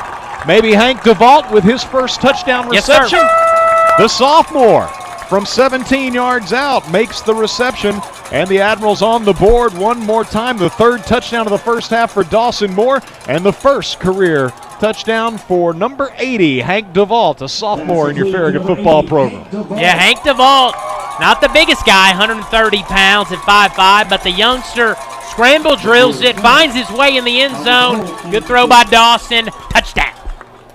Well, congratulations to Hank. Makes his first catch a big one. It's a touchdown, and now Keeney on to attempt the extra point with McNear snapping and Hodges holding. All good. And so it's the Admirals with 30 seconds remaining in the half, leading 35-0 over visiting Hardin Valley. Back with a kickoff in 30 seconds as you listen to Farragut Football presented by Pilot Food Marts on 105.3 WFIV. 105.3 WFIV, Loudon, Farragut, Lenore City. Shop Farragut wishes you and the entire Admiral Sports Nation much success and happiness this exciting season and reminds you to shop Farragut all year long. Your Farragut retailers, restaurants, and service providers have worked hard to make your shopping easy and a bargain. Follow Shop Farragut on Facebook, Twitter, and Instagram to get all of the deals and discounts you need. Go Admirals! Welcome back to our Farragut Football Friday night on Farragut's Independent Voice, 105.3 WFIV. The Admirals all over the Hardin Valley Hawks tonight, leading 35-0 with 30 seconds to go in our first half. Keeney sends it downfield, and this one will be returnable at the 1-yard line. Probably Schloff on the return, and change that. It was Passafume, and he is dropped shy of the 20. Good coverage by the Admirals. As that was Martin Aranda first there. Nice play. He's done some good things. He looked really good last week when he played, didn't he? He did indeed. He was in 4 plays. He made 3 tackles, including a 4th down stop of big John Carlavato, the 200-plus pound Bearden quarterback, on a 4th down try in the red zone. And sometimes those special teams tackles are showing you what's to come, right? I think you'll see Martin play a lot more next year. We were all over Cozy as a sophomore, too, before he became a starter. The kickoff brought to you by Valerie Thompson, your RE/MAX home specialist. Visit ValerieThompson.com to list your home or view Knoxville area homes for sale. And so Hardin Valley from its 17-yard line, trailing 35-0 with 24 seconds to play in the half, and they'll give to Nickel on the counter. And Nickel clears the 25 and gets to about the 29. It'll be a first-choice auto repair and service first down. Foodie comes up to make the tackle from the cornerback position. But 11 or so yard gain for Hardin Valley, and we'll see if they decide that that's all they want. Yeah, do they call a timeout or just go to halftime? They may get one more play in here. Under 8 seconds. And Hardin Valley will snap it one more time. They'll give it to Nickel one more time. He gets outside, and he's pushed out of bounds by Foodie. And so that will do it, as looks like, maybe a gain of a yard or 2 on the final play of the first half. And Farragut goes to the locker room, leading Hardin Valley 35-0. Hope you'll be with us all night long. Coming up at the conclusion of tonight's broadcast, we'll be selecting our Denton Financial Group Players of the Game. You can't predict, but you can prepare. Let Clark Denton or any team member of Denton Financial show you how to plan for your retirement needs. Just Google Denton Financial Group to get started. So that'll be part of our Pilot Rewards post-game show. Up next, we've got our VG's Bakery halftime report as the Admirals all over Hardin Valley here tonight, 35-0 at intermission. Let's get a 3-minute break. Make up for some spots that we missed earlier when we were not yet on the air. And again, appreciate everyone's sticking with us through some technical issues tonight. We are on the air on 105.3 WFIV. The sound quality probably not what you would normally expect, but the other issues we're having trying to connect not only to the radio station but also to get a feed, I think, with Brandon at live stream and all, but I'm told that he is able to get out on the Booster Club's YouTube channel, so perhaps that's an outlet for you. But Farragut leading 35-0 over Hardin Valley. We'll get a 3-minute break and return with the VG's Bakery halftime report on the other side. You're listening to Farragut Football presented by Pilot Food Marts, Farragut's independent voice, 105.3 WFIV. The grocery store work? Taking the kids to school. Your family makes thousands of stops each year, and with each stop, you're counting on your tire's grip to stop you safely. So make Matlock Tire your next stop. Let their experts make sure you have the tires that are up to the task, like the new Michelin Premier All-Season Tire, which has excellent gripping power on wet roads even when warm. So stop by Matlock Tire today and make every stop count. Go with the extra mile. Matlock Tire. In Farragut, Maryville, Lenore City, Athens, and Hardin Valley. Hey, Rick Terry here with Rick Terry Jewelry Designs. We've gotten so many calls. Are you open? Are you doing jewelry work? And the answer is yes. Only a few small changes. Repair times are a little longer. Jewelry design consultations are done by appointment, but the same great service you've always expected is what you'll get. And in our brand new, totally redesigned jewelry store. It's spacious, clean, and safe. If you haven't been in, you've got to come see. Rick Terry Jewelry Designs, we want to be your jeweler. Brickhouse Collectibles Hobby Shop is your headquarters for your favorite Lego sets, new and old, comic books, Magic the Gathering, Pokemon, sports cards, games, statues, and whatever cool things we can find for you. Make sure you follow us on Facebook at Brickhouse Collectibles. We're located at 163 West End Avenue in Farragut, open 7 days a week. Discover a world of fun that awaits you at Brickhouse Collectibles. Call today 865-392-1092 or email us at info@brickhousecollectibles.com. Hey folks, Gerald Anderson with Ted Russell Nissan. Now remember, nobody can sell you the same new Nissan for less than Ted Russell Nissan. You can shop all over heaven and half of Tennessee and you won't find a better deal on a new Nissan. And if you don't believe it, bring me the other dealer's best deal. Bring me their best price. Bring me their best payment. And we'll beat it every time. And remember, if it'll drive, it's worth $5,500. Any make, any model, even wrecked with a bad Carfax. And that's not up to like the other dealers, but guaranteed $5,500 for any old sled you can drive on our lot. And that's only at Ted Russell Nissan. We're all paying attention to social distancing and cleanliness these days, and your nearby Pilot Food Mart has got you covered. Every Pilot has a sanitation station.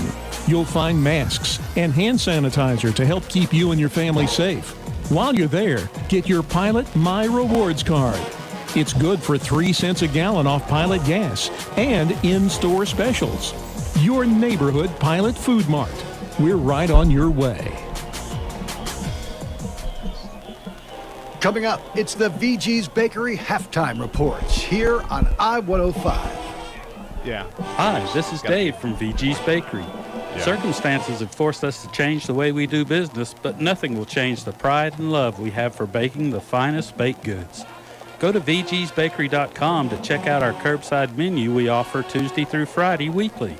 And our cake department is ready to create your beautiful and delicious special occasion cakes. Pastries, cookies, bread, and desserts, all made by hands that care. VG's Bakery, handcrafted baked goods. Oh, yeah. Welcome into our VG's Bakery halftime report from Farragut's Bill Clabo Field. Everything a little bit out of sorts tonight, but bear with us. Doing the best we can with apparently we've got an equipment issue. In addition, there's an issue apparently with a bunch of the internet connection, cell coverage in the area, and so we're scrambling.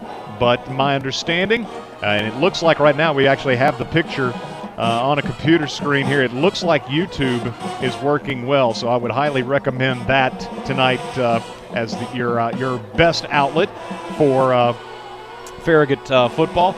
But at 105.3 WFIV and online WFIV.com as well. We're broadcasting. We just probably don't sound like I hope we don't sound like we normally do. Hopefully we don't normally sound this poorly. But we're doing the best we can. Tyler's scrambled to get us a backup plan. And so it's the Admirals leading 35-0 as Farragut scoring 14 in the opening quarter and 21 in the second quarter, pitching the shutout. You know, the last time Farragut had a shutout was a couple of years ago in the regular season finale against Hardin Valley. And so the Admirals maybe on their way to another shutout here tonight. Halfway there, that's for sure. A lot of football still to be played, but when the second half commences, it will be a running clock with Farragut leading by 35 points. The Hawks won the coin toss and deferred to the second half, so they'll get the ball to start the third quarter.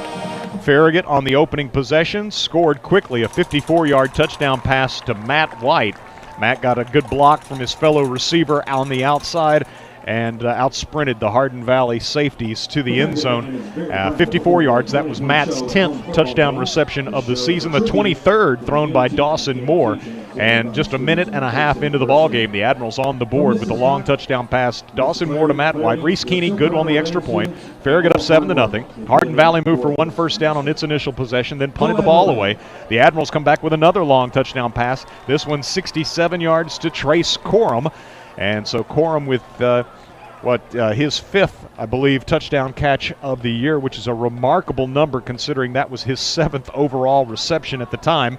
And the Admirals up 14-0 after Keeney tacks on the extra point. That's with 6:35 to go in the first quarter. The second possession for Hardin Valley, the Hawks actually moved the ball and were approaching the Matlock Tire red zone, but that was when sophomore quarterback Caleb Smith looked right, fired right, and found Farragut's Logan Foodie on the receiving end. Foodie with his first interception of the season and the only takeaway of the first half, but that gave the ball back to the Admirals at their 18-yard line, and Farragut marches 82 yards into the Matlock Tire red zone, and they score on a 1-yard touchdown run by Eli Purcell, his 3rd rushing touchdown of the season. Reese Keeney on again for the extra point, which was good. 10:04 to play in the second quarter. Farragut leading 21-0. The Hawks went 3 and out on their 3rd possession. Farragut gets the ball back after a nice Matt White punt return at the Hardin Valley 8-yard line. So they're in the Matlock Tire red zone to start. They got backed up by a penalty, but undeterred, the Admirals scored just the same. A 12-yard touchdown run on the zone read by quarterback Dawson Moore.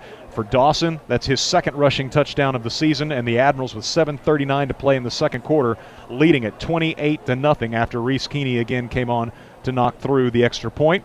Hardin Valley's 4th possession of the half, a punt. Farragut takes over after the punt carried into the end zone for a touchback. Farragut took over at its 20, moved again into the Matlock Tire red zone, and for the 3rd time in as many trips, converted with a touchdown, this time a 17-yard touchdown pass from Dawson Moore to Hank DeVault. And with 30 seconds to play in the half, the Admirals leading 35-0. Again, Keeney good on the extra point. 2 plays for the Hawks, and then we're at halftime. So Hardin Valley will get the ball to start the second half. The clock will run nonstop to open the second half as the Admirals lead it here at intermission 35-0. Let's get a 2-minute break, and we will return with more of our VG's Bakery halftime report on the other side. You're listening to Farragut Football, presented by Pilot Food Marts on Farragut's Independent Voice, 105.3 WFIV. Shop Farragut wishes you and the entire Admiral Sports Nation much success and happiness this exciting season, and reminds you to shop Farragut all year long.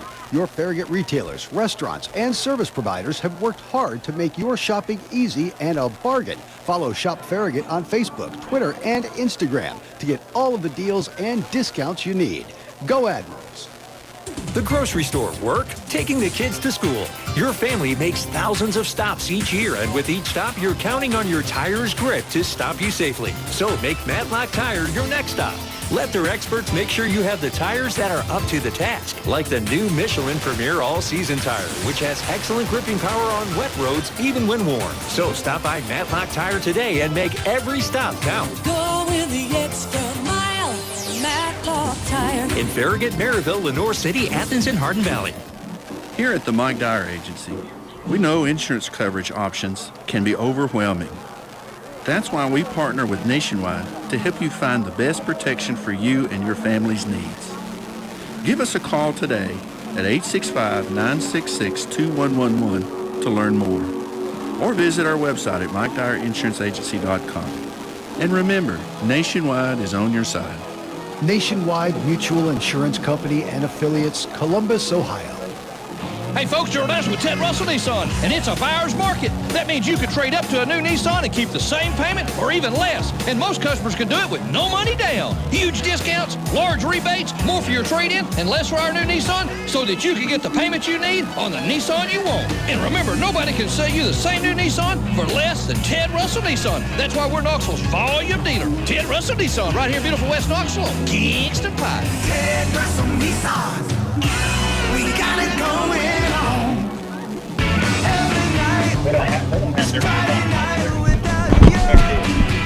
Welcome back into our VG's Bakery halftime report from Farragut's Bill Clabo Field. VG's Bakery located in the Kohl's Shopping Center on Kingston Pike across from Village Green. Get you some. The Admirals got them some here in the first half. 5 touchdowns in 5 possessions. 3 Matlock Tire red zone trips, of course, all of them resulting in touchdowns.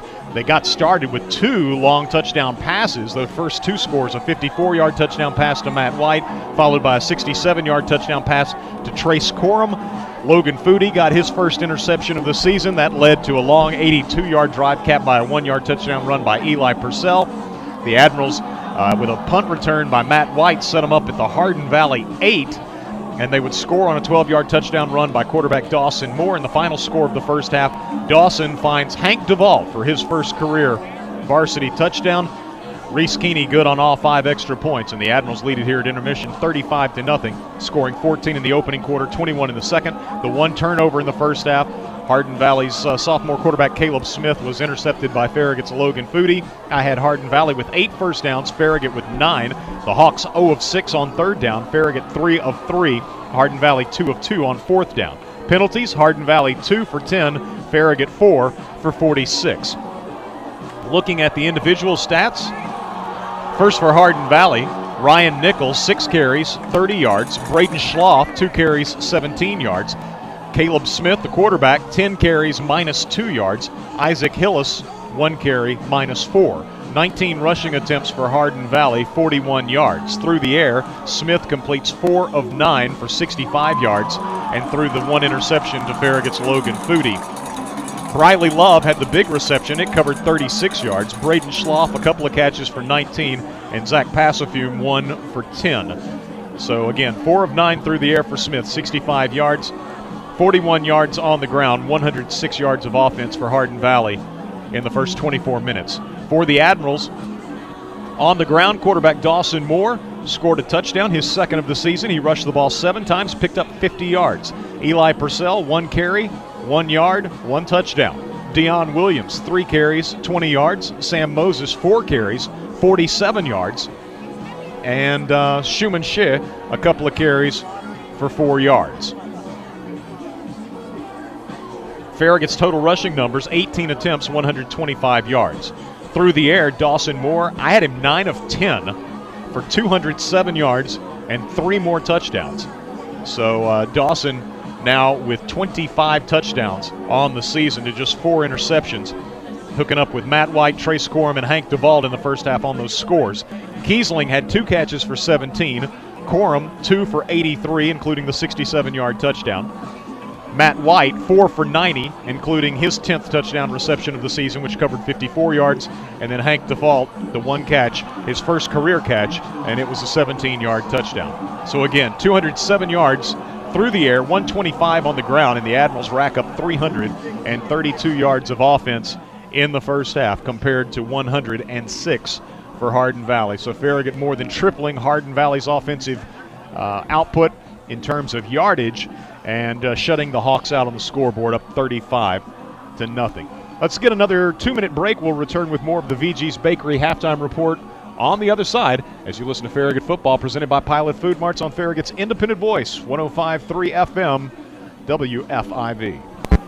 At your nearby Pilot Food Mart, there's a refreshing drink special waiting for you, and it's only 99 cents. Any size fountain drink, icy, or coffee is right inside, and just 99 cents every day.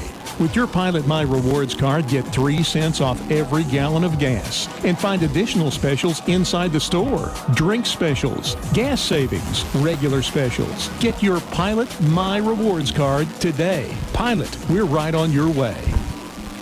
Hey, Rick Terry here with Rick Terry Jewelry Designs. We've gotten so many calls. Are you open? Are you doing jewelry work? And the answer is yes. Only a few small changes. Repair times are a little longer. Jewelry design consultations are done by appointment, but the same great service you've always expected is what you'll get. And in our brand new, totally redesigned jewelry store. It's spacious, clean, and safe. If you haven't been in, you've got to come see. Rick Terry Jewelry Designs, we want to be your jeweler. Brickhouse Collectibles Hobby Shop is your headquarters for your favorite Lego sets, new and old, comic books, Magic the Gathering, Pokemon, sports cards, games, statues, and whatever cool things we can find for you. Make sure you follow us on Facebook at Brickhouse Collectibles. We're located at 163 West End Avenue in Farragut, open 7 days a week. Discover a world of fun that awaits you at Brickhouse Collectibles. Call today 865-392-1092 or email us at info@brickhousecollectibles.com. Hi, this is Dave from VG's Bakery. Circumstances have forced us to change the way we do business, but nothing will change the pride and love we have for baking the finest baked goods. Go to vgsbakery.com to check out our curbside menu we offer Tuesday through Friday weekly. And our cake department is ready to create your beautiful and delicious special occasion cakes. Pastries, cookies, bread, and desserts, all made by hands that care. VG's Bakery, handcrafted baked goods. Oh yeah. Welcome back to our VG's Bakery halftime report from Farragut's Bill Claybo Field. Final time the Admirals will play here at home during the 2020 regular season. They wrap things up next week in Dumplin Valley, taking on the Jefferson County Patriots, who are open tonight. And so Jefferson County with an extra week to prepare. The Patriots are a winless bunch. And last year, however, proved that when they have what most people would consider nothing to play for, they still show up and give it, the A effort. That was a hard-fought ball game to conclude the 2020 regular season, and expect that to be the case again next week as Farragut again puts a wrap on the regular season at Jefferson County. But tonight, it's all Farragut as they lead Hardin Valley 35-0 here at intermission. Dawson Moore has thrown 3 more touchdowns. He's rushed for a touchdown. Eli Purcell has also rushed for a touchdown, and Farragut has gotten 1 takeaway, Logan Foodie, with his first interception of the season. So again, it all adds up to a 35-0 lead for the Admirals. For a look at what's going on elsewhere around East Tennessee, here's Tyler Carr.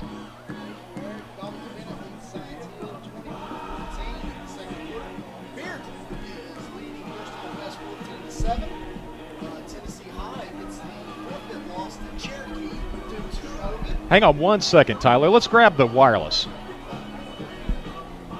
We'll restart this one more time here. We're again. I think I've never done this before. Yeah, I know, right? Well, we're going to go with the wireless as well as being able to get it on the 105.3 airwaves. So let's go again with the scores. Dobbins Bennett leads Science Hill 21-14. Bearden is leading Morristown West 14-7 in the first. Cherokee gets the COVID forfeit victory over Tennessee High. Ooh. Morristown East is leading Cott County 20-7. At half, it's tied up between Daniel Boone and Davy Crockett. Greenville leads Granger 21-8 at halftime. Union County trails Sullivan Central 48-0. East Hamilton trails Anderson County 33-0. Gibbs leads Carter 24-0. Cleveland's got a big lead over William Blount 28-0. Coalfield is leading Oliver Springs 8-7 at half in the battle for 2-1A region champ. Alcoa leads Gatlinburg Pittman 28-0. Sevier County's got a 14-8 lead over Halls. Maryville up 7-0 over McMinn County in the half. Greenback leads Midway 20-0. Ooltewah leading Heritage 7-6. Kingston and Pigeon Forge tied up at 0. Clinton trails Campbell County 13-20. Oak Ridge leads Powell 21-7. Meigs County leading Polk County 21-0. Tellico Plains is leading Sweetwater 18-16. Catholic has a big lead over West 21-0. Lenoir City leads Seymour 9-6. Ray County up on Carnes 21-0. CAK leading Grace Christian 28-14. Kings Academy up 7-0 on Grace Baptist of Chattanooga. And Webb School leads Chattanooga Christian 7-0 at half. Of course, last night on Thursday night action, Elizabethton defeats Sullivan South 42-14. Central leads won over South Dole 27-19. Sophomore quarterback in the ball game, and he's going to hand it off to Handoff goes to Brady Hograff, freshman. And they move from the 40 down to the 36. Yeah, a lot of young guys in. Less than a minute left in this one. Elijah Harmon on the tackle for the Admirals. Landon Russell as well. Farragut near side corner is John Duncan. Second down, about 6 yards to go for the Hawks from the 36-yard line of Farragut. Rolling to his right, Hayden Bryant. He's going to tuck it and run. And we'll get down to first down yardage around the 29-yard line as Farragut head in on the tackle Elijah Harmon once again. That ought to do it. Tackled by Elijah Harmon and Bryce Fontenot.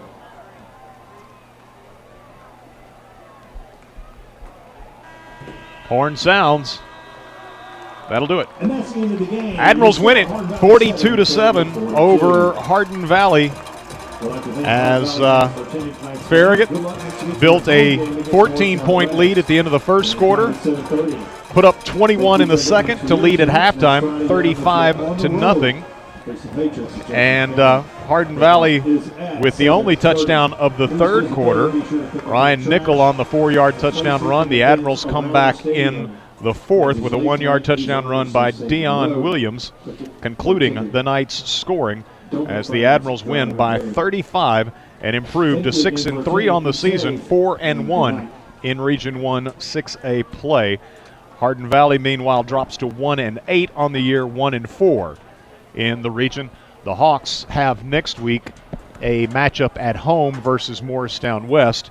And as we've mentioned a couple of times tonight, Farragut concludes the regular season next Friday night at Jefferson County.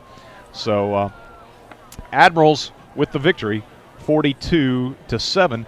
And I think what we're going to try to do, and I'm sure this has been probably communicated to Dusty back at our WFIV studios, but just to make sure, we're going to disconnect, and Tyler's going to call in and have the player interviews on the field, and then we'll try to connect one more time for the remainder of our Pilot Rewards postgame show coming up here in a moment. Let's see. Does Tyler have the wireless mic? He does not have the wireless mic. Okay, so the interviews, right? But the interviews that means the interviews won't be online. Yeah, we'll have it on the radio, but we will not have it coming through the board. And so, tell you what, Brett, do you mind to run that down to him? Because that way we can get it on YouTube as well. Okay. I tell you what. I just had it explained to me, and so we're good to go. We're good to go because Brandon can capture it. So as long as Brandon can capture it, we're all right. We don't have to cover it ourselves. So we'll step aside here. The Admirals win tonight, 42-7, and Coach Courtney addressing the team down to our left. By the way, while I'm thinking about it, if you're not aware, Max Preps did a really nice little movie feature on Coach Courtney's return to the sideline a couple of weeks ago for the Dobbins-Bennett game. Yeah. And it runs about 8 minutes, but if you just go to YouTube and search for 5-Star Preps, it's the latest episode and really well done feature. I had no idea that they were doing that really night. They came up here, they tied into our board and took some audio to use during that piece. I had no idea, and so I saw it on Farragut's Twitter feed this past week and was really impressed. They did a really nice job with that. They really did. It was very impressive. So check that out if you get the chance. Again, 5-Star Preps, just search for them on YouTube, and video that runs about 8 minutes. Nice little story on Coach Courtney's return to the sideline for the Dobbins-Bennett game. Farragut wins here tonight, 42-7. Let's throw it back as we'll have that already done and out of the way. Farragut scored on the opening possession of the ballgame, a 54-yard touchdown pass to Matt White. They would come back on their second possession with a 67-yard touchdown pass to Trace Corum. Then on Hardin Valley's second possession, Logan Foodie snares his first interception of the season. The Admirals would drive 82 yards and polish off the drive with a 1-yard touchdown run by Eli Purcell, making it 21-0. 10:04 to go in the second quarter. Admirals then force a 3-and-out. Farragut gets the ball at the Hardin Valley 8-yard line thanks to a Matt White punt return. 12-yard touchdown run by quarterback Dawson Moore makes it 28-0.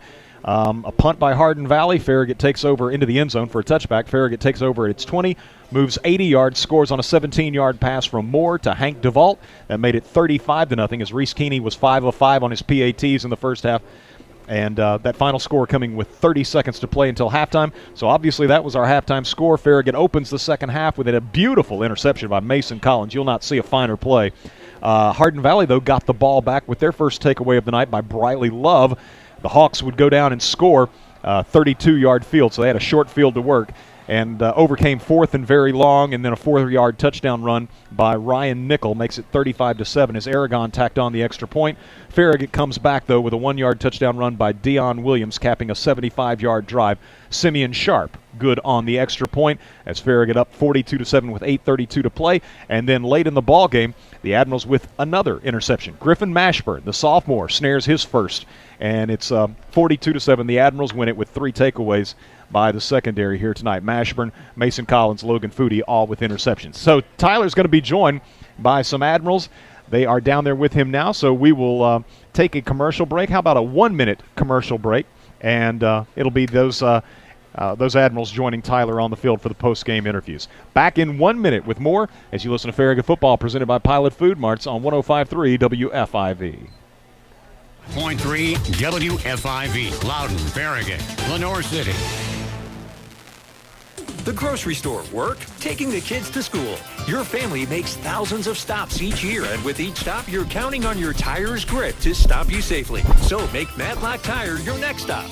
Let their experts make sure you have the tires that are up to the task, like the new Premier All-Season Tire, which has excellent gripping power on wet roads, even when warm. So stop by Matlock Tire today and make every stop count. Go in the extra mile, Matlock Tire. In Farragut, Maryville, Lenore City, Athens, and Hardin Valley. Here at the Mike Dyer Agency, we know insurance coverage options can be overwhelming.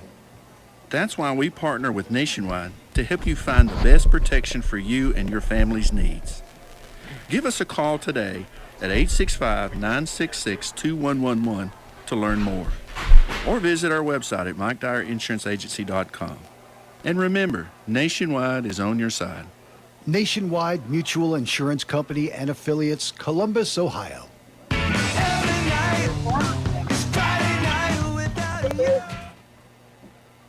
Bill Claybo Field, where the Admirals are victorious 42-7 over the Hardin Valley Academy Hawks. We're down on the field right now. We're going to get some victorious Admirals comment as we're going to start with linebacker Brock Hodges. And in tonight, really stepping up inside. Cozy wants to come out early in the game and outran 22 and made some great plays. Talk about the game plan this week. We changed a lot of things with our front. We disconnected us from them. We made a couple different calls. Didn't go on much blitzes this week, and just tried to read our keys more, play with our eyes before our feet. You know, it's an interesting thing. The defense has sort of evolved. I've always known the Farragut Admirals to be that 3-3, 3-5 defense with linebackers that shoot all over the place. But when you've got a guy like Corey Walker in front of you that does a lot of work, it's got to make your life easier as a linebacker. We can be a lot more adaptable. We changed the game plan to where it seems fit, and we love it. Talk about this game, because I know that while it's not a huge rivalry game necessarily in the establishment of a rivalry, these two schools is a crow's fly, maybe 5 miles apart. You guys have got to be interacting with each other, social media, at DU and all these places. What kind of bragging rights did you give y'all tonight? This is a special game for me. This is, the bragging rights is crazy. I grew up playing with a lot of these guys, whether it be baseball or football, and it's really special to be able to say I came out on top senior year. So I'm really thankful for that. And of course, looking ahead to next week, you probably haven't got to see much of them in Jeff County, going to Dumpling Valley. It's a beautiful place to go play. What are you guys expecting to next week as coaches? We're just looking to play our game, stay within ourselves, do what we do best, and knock some heads. All right, that's senior linebacker Brock Hodges. Thank you very much. Congratulations on the win. All right, from a big-time starter coming in on defense tonight, also coming in as a sophomore and scoring his first, ladies and gentlemen, of hopefully many to come, Hank DeVault, sophomore wide receiver. I saw Dawson here a second ago. I thought maybe he was waiting. Oh, there he is. I didn't know if he was waiting on you to give him credit or if you were just going to take it all on that play. What happened? I don't know, it's good by Dawson, so I don't even know what to say, but good read, yes, and good communication between the ball. Hey, look at it tonight. You guys got a lot of playing time. I hope to have that nice lead, but as a young receiver, it's got to feel good coming in here I know it's one thing to say that you want to play high school football, and then all of a sudden here you are in late October, the lights are on, and you're out there on the field. Was there any nerves? Yeah, there's some, but after that first drive, felt good. Of course, I was talking with Brock just a second ago, talking about the rivalry between these two schools. There's got to be a lot of interaction between you guys. I can't imagine that West Ox was that big that y'all don't bump into each other in the community. What's it feel like to get the win over them tonight? I mean, it felt great. I mean, 42-7, I don't know, it feels amazing. All right, thank you, Hank. Go celebrate. Good, congratulations. You may want to take a lesson from this guy right here, because let me tell you a story about this young man. Yeah. So one night, I'm standing on the sideline, and I believe it was Jake that went down in a game, and all of a sudden, a couple coaches from the sideline started yelling for a kid out of the bleachers. And out came this pale-faced, scared to death Matt White out of the bleachers in a toga, went and got his gear on, and came down here and was ready to go at a moment's notice. And tonight, you take the first play, or your first pass reception, sort of that little bubble play, and took it 54 yards for your 10th touchdown of the year. Matt, just tell us about the game plan. I don't know. I mean, that was huge, like scoring the first series.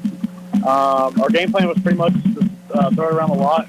Dawson, we trust him with his arm and everything. So, huge game plan was just, to spread it out, play with full confidence and everything. So. How does it feel bouncing back knowing that you guys are in control of your own destiny right now? You could use a little bit of help from side till tonight. I've not got a final score on that. I know that Stevie had a slight edge at half.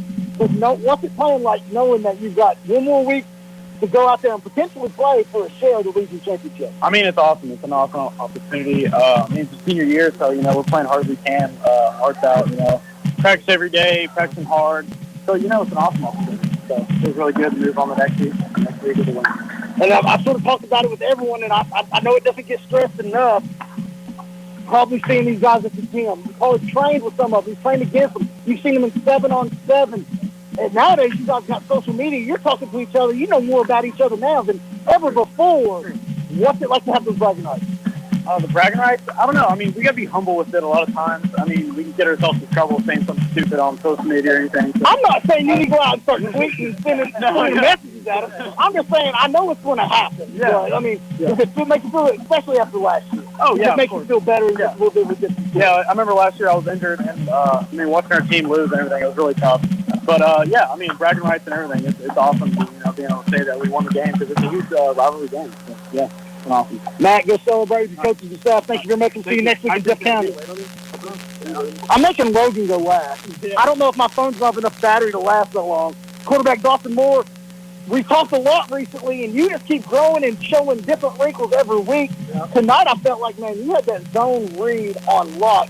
Talk about how you're establishing yourself as a runner now. I'm trying to improve my running every single week during practice and after practice. We're starting to implement plays where I have RPOs, trying to get me more familiar with the RPO game, and I feel like we're executing that really well. How's it feel? I mean, that's got to be nerve-wracking knowing that on that RPO, hey, your lineman may be leaving a guy unblocked for your key read, but if it happens, it's going to blow up huge, and tonight you guys made some of that work. Yeah, I just got to stay focused on my reads, be very disciplined with my reads, so then I can get the ball where it needs to be. And, of course, tonight you got some younger receivers in the mix a lot early and often. How's that feel, making you know you're going to be coming back next year, not always relying on some of the things that seeing some of those stellar classmates, even some younger guys stepping in and getting that rapport with you, throwing, knowing timing, things like that? I mean, it's great. It's always really nice to get them out there, get the reps that they need for the next season coming up. It's always important to get experience with them on and off the field, especially during practice. And I'm not 100% certain, but I think at half you were 9-10 for 207. I want to say that you threw 3, so I think that might have put you at 25 touchdowns for the year. I don't think you're keeping track of that. Don't tell me if you are, because I'm going to keep you humble. But that's a career for some people. And right now, you're making it look like it's just the norm, and that's an awesome thing. Good luck. We'll see you next week in Dumpling Valley. Thank you. And now we got Mr. Fruity himself. I'm just going to hand him the phone, let him talk for a little bit. Thank you. First pick of the year. You've been around the football so much, and you just jumped that route. It was beautiful. Talk about that play. I mean, honestly, I give credit to Kane. He told me before the game if I got a pick, he'd take me to Longhorn Steakhouse. But, number 12 was easily the best athlete on the field for them, and when I saw they put it on my side, one-on-one, and then, honestly, I saw Coach Reese put up the C, and I knew a comeback was coming, and he stemmed inside, and honestly, I just saw it, and I just wanted to make sure I caught this one. So, I remember signs till I dropped that one. I was really mad at myself. My dad was mad at me. So I'm just glad to really get one. And, it's fun because it's the closest group of DBs I've ever been a part of. We love each other. We practice hard with each other every day. We sweat with each other. So it's really nice to see everything come together right now. And I think that you guys really have a very good, solid group because you and Mason play corner. And if they do that trip formation and they put you one-on-one back right, or if they put Mason on one-on-one back right, I feel that this coaching staff has enough confidence in you to say, I trust you to do what's got to be done. Talk about that group and what all everyone can do. Because you look at, I think Camden's been the top 3 for tackles. Brent Rice has been playing amazing. Bridges Coffey is around the football all the time. You guys got a back 5 right now that no one wants to play out of. Oh, yes, sir. I mean, first off, I'm talking about Grant. He's got a great story. He was just a true baseball kid coming up in high school. And then I convinced him. I said, hey, man, I hope you come out. It wasn't just me. It was a couple people. He came out. He loved football. It took a little bit for him to catch on and just seeing what he's able to do. And he was able to do it last year, too, before he got injured. But, it's just great to see him finally out here and contributing and doing great. Bridges, he played opposite of me at the end of last year. You guys saw that. He was a tackling machine. Love that kid. He's always got a good attitude. And Mason, we've kind of started gaining a really good relationship duo together. We talk all the time. We talk about film. And, you know that family, and you know how athletic that guy is. And so, with him, seeing him out in the field, both sides of the ball, doing what he's doing, it's awesome for that family. And, that's nothing without the coaching staff putting us in a great position with our play calling. We've been doing a lot more man on the outside than last year. Last year was a little more zone, but it's working out because we have the athletes. So, well, I like the confidence. I feel like tonight was a big push for you guys in the right direction. Go next week. You've got a shot. If I don't have final scores, but if DB falls to Pine Hill tonight, I believe you guys can go and fight for a share of the region title. What's that mean going into next week, Jefferson County? It means a lot. I think Coach Corney over there told us that we secured second place officially. So, no matter what, having another game here means so much to these seniors already. So that should be enough motivation to get us through, really help us fight these next couple weeks. But, we can't look ahead. Jeffco, we saw what they did last year. They ran the ball, pounded the ball. Tanner Atkins, that quarterback, was insane. We kind of know what they're going to do. It's a big team. But the whole year, our motto's kind of been, we beat ourselves. And going into the game, it's us. We don't focus. We get a game plan, but it's about how we play our position and what we do. So, that's really special. And, we've been doing that. We played great tonight, but there's a lot of things we can still clean up, and I think everyone out here knows that, And, looking forward to the playoffs. I know you guys are excited, and I know these guys are excited, so it's just fun to be a part of it right now. Go put it on to them next week. We will see you in Dumpling Valley. Appreciate it. Thank you very much, Mr. Foodie. I'm going to send it to a commercial break. You're joining us here on I-105. It's another Farragut Football Friday night. So stay tuned as we're here at Bill Claybo Field. Farragut beats Hardin Valley 42-7. We're going to have a 2-minute break, and we'll be back to you in the press box. Hi, this is Dave from VG's Bakery. Circumstances have forced us to change the way we do business, but nothing will change the pride and love we have for baking the finest baked goods. Go to vgsbakery.com to check out our curbside menu we offer Tuesday through Friday weekly. And our cake department is ready to create your beautiful and delicious special occasion cakes. Pastries, cookies, bread, and desserts, all made by hands that care. VG's Bakery, handcrafted baked goods. Oh, yeah. Hey folks, Gerald Anderson with Ted Russell Nissan. And remember, nobody can sell you the same new Nissan for less than Ted Russell Nissan. You can shop all over heaven and half of Tennessee, and you won't find a better deal on a new Nissan. And if you don't believe it, bring me the other dealer's best deal. Bring me their best price. Bring me their best payment, and we'll beat it every time. And remember, if it'll drive, it's worth $5,500. Any make, any model, even wrecked with a bad Carfax. And that's not up to like the other dealers, but guaranteed $5,500 for any old sled you can drive on our lot. And that's only at Ted Russell Nissan.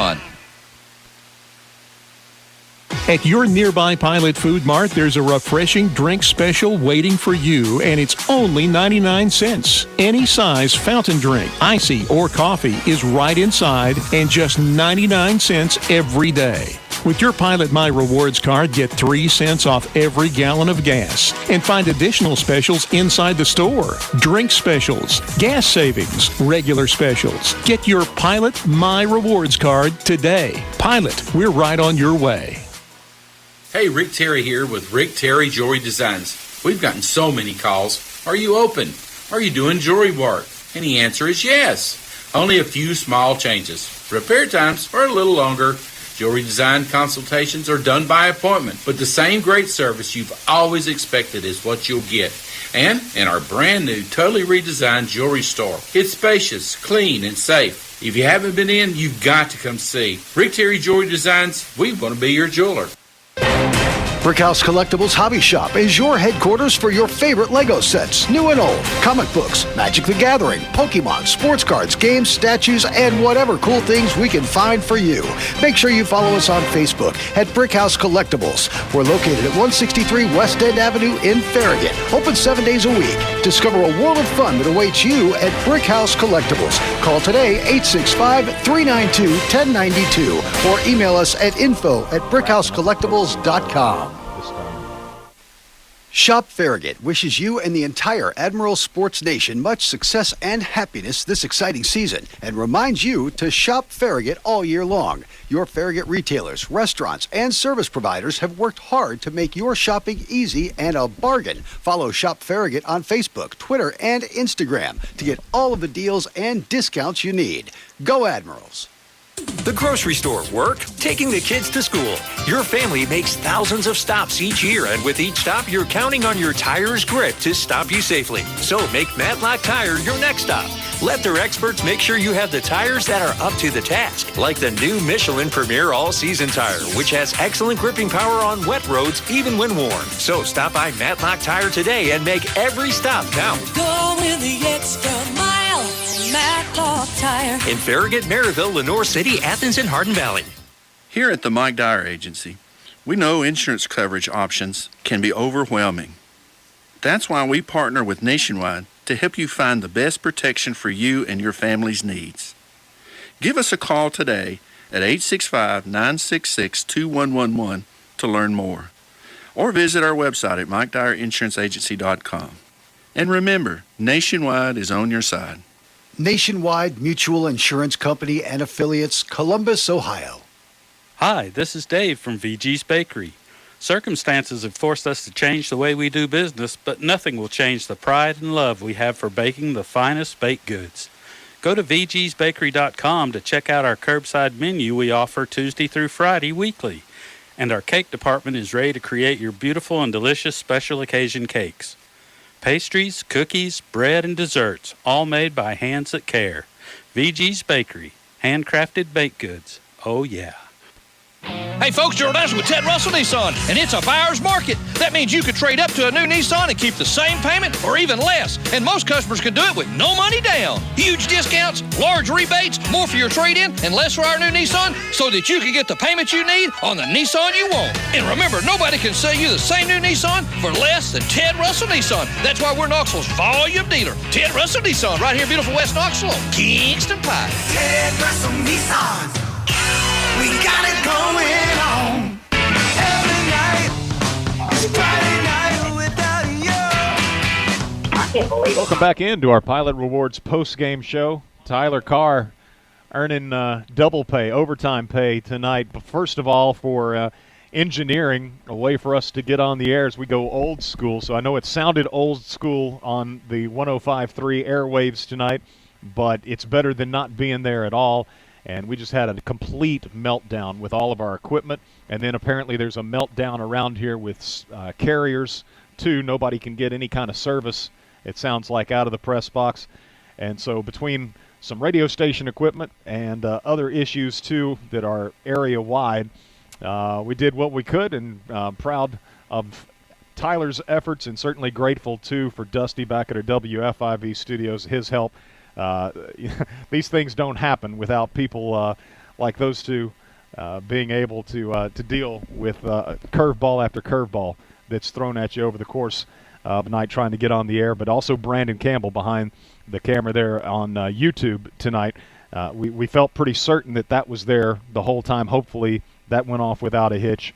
But appreciate, too, Brandon's assistance because, again, it was confounding. It was just one thing after another. But we made it through. The Admirals got the victory 42-7 as Farragut led 14-0 at the end of the first quarter, 35-0 at halftime, led 35-7 going to the fourth, and win it 42-7 28-7. Dawson Moore, 3 more touchdown passes, giving him 25. Did throw 1 interception, so now he's got 5 interceptions. So just a 5-to-1 touchdown to interception ratio on the year for the junior first-year starter, a signal caller for the Admirals.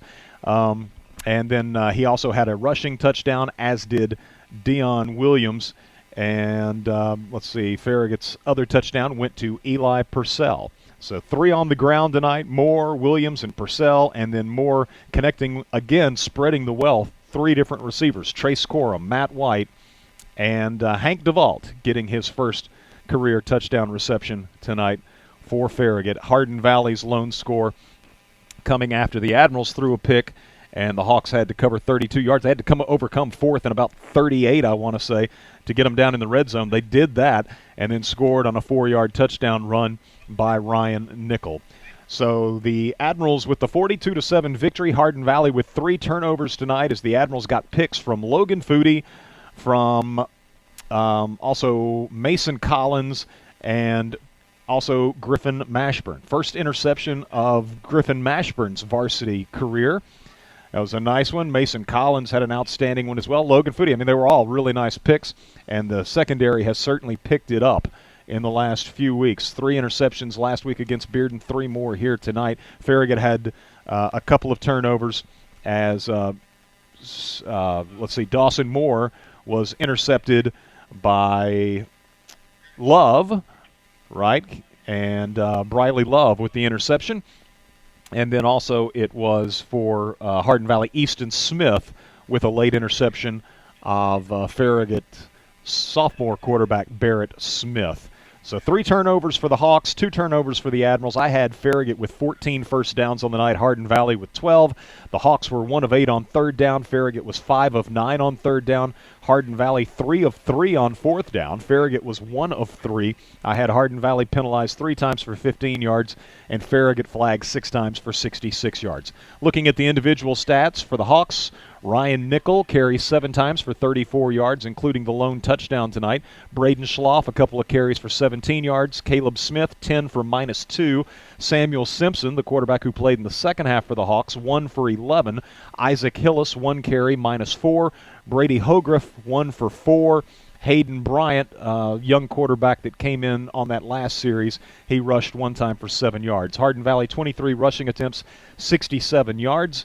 And then through the air, Smith played the first half, was 4 of 9 for 65 yards and threw a pick. Simpson comes in the second half, goes 4 of 10 for 56 yards and 2 interceptions.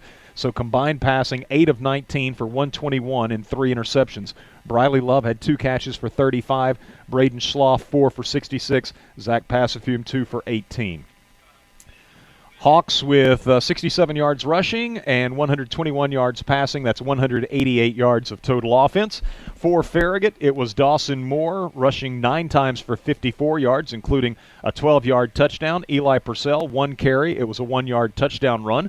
Dion Williams, 9 carries for 49 yards, including for Dion his 6th rushing touchdown of the season. Matt White, 1 carry for 3 yards. Sam Moses, 6 for 51. Schumann Shih, 11 for 48.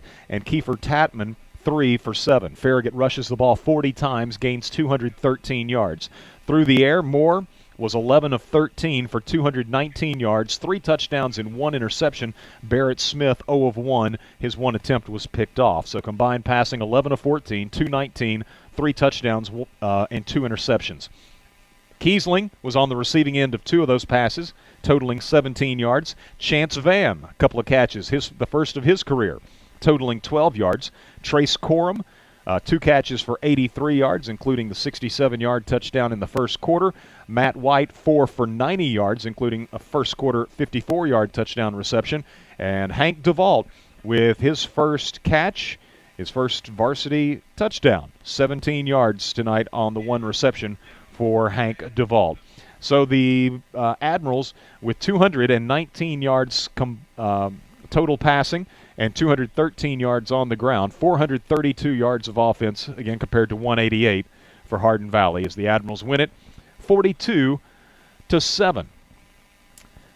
So I guess it's about time for our scoreboard update. Look at what's going on elsewhere around East Tennessee. You going to handle it this time, Brett? Yeah. Brett's got our scoreboard update. Take it away, Brett. Science Hill leads Dobbins Bennett. Big one for us. A lot of things still to fall. But Science lead in the fourth quarter. Long way from being over. 24-21. Science Hill leads over Dobbins Bennett. Morristown West and Bearden in a tight one. 14 all in the second half. Cherokee gets the COVID win tonight. 1-0 over Tennessee High. Morristown East defeats Cocke County 34-7. Some of these games have not finished. Obviously, it's awful early tonight. David Crockett leads Daniel Boone 20-14. Greenville leads Granger 49-14. Sullivan Central takes it easy on Union County, only up 76-0 at the end of the fourth. East Hamilton loses to Anderson County tonight 43-7. Gibbs takes down Carter 41-8. Cleveland up on William Blount 35-0. Coalfield leads Oliver Springs 14-7. Alcoa all over Gatlinburg Pittman in the fourth, 43-0. Sevier County goes down to Halls tonight, 28-14. Maryville up on McMinn County, 21-0. Greenback leads Midway, 27-0. Ooltewah up on Heritage in the fourth quarter, 21-14. Kingston, Pigeon Forge, still no score in the fourth quarter. Sunbright leads Wartburg in the fourth, 21-20. Campbell County leads Clinton, 34-20 in the fourth quarter. Oak Ridge, 28-7, leads the Powell Panthers in the fourth quarter. Great performance by them. Meigs County destroys Polk County tonight, 49-7. Red Bank leads McMinn Central, 42-0. Tellico Plains leads Sweetwater, 32-30. And we've got Catholic, also West, undefeated. Catholic leads West, 28-7. Couple really interesting scores tonight. Lenore City leads Seymour in the fourth quarter, 15-6. Ray County all over Carnes, 35-14. CAK leads Grace Christian in Division II, 34-21. Kings Academy, Grace Baptist, Chattanooga still knotted up at 0. Knoxville Webb leads Chattanooga Christian 17-14.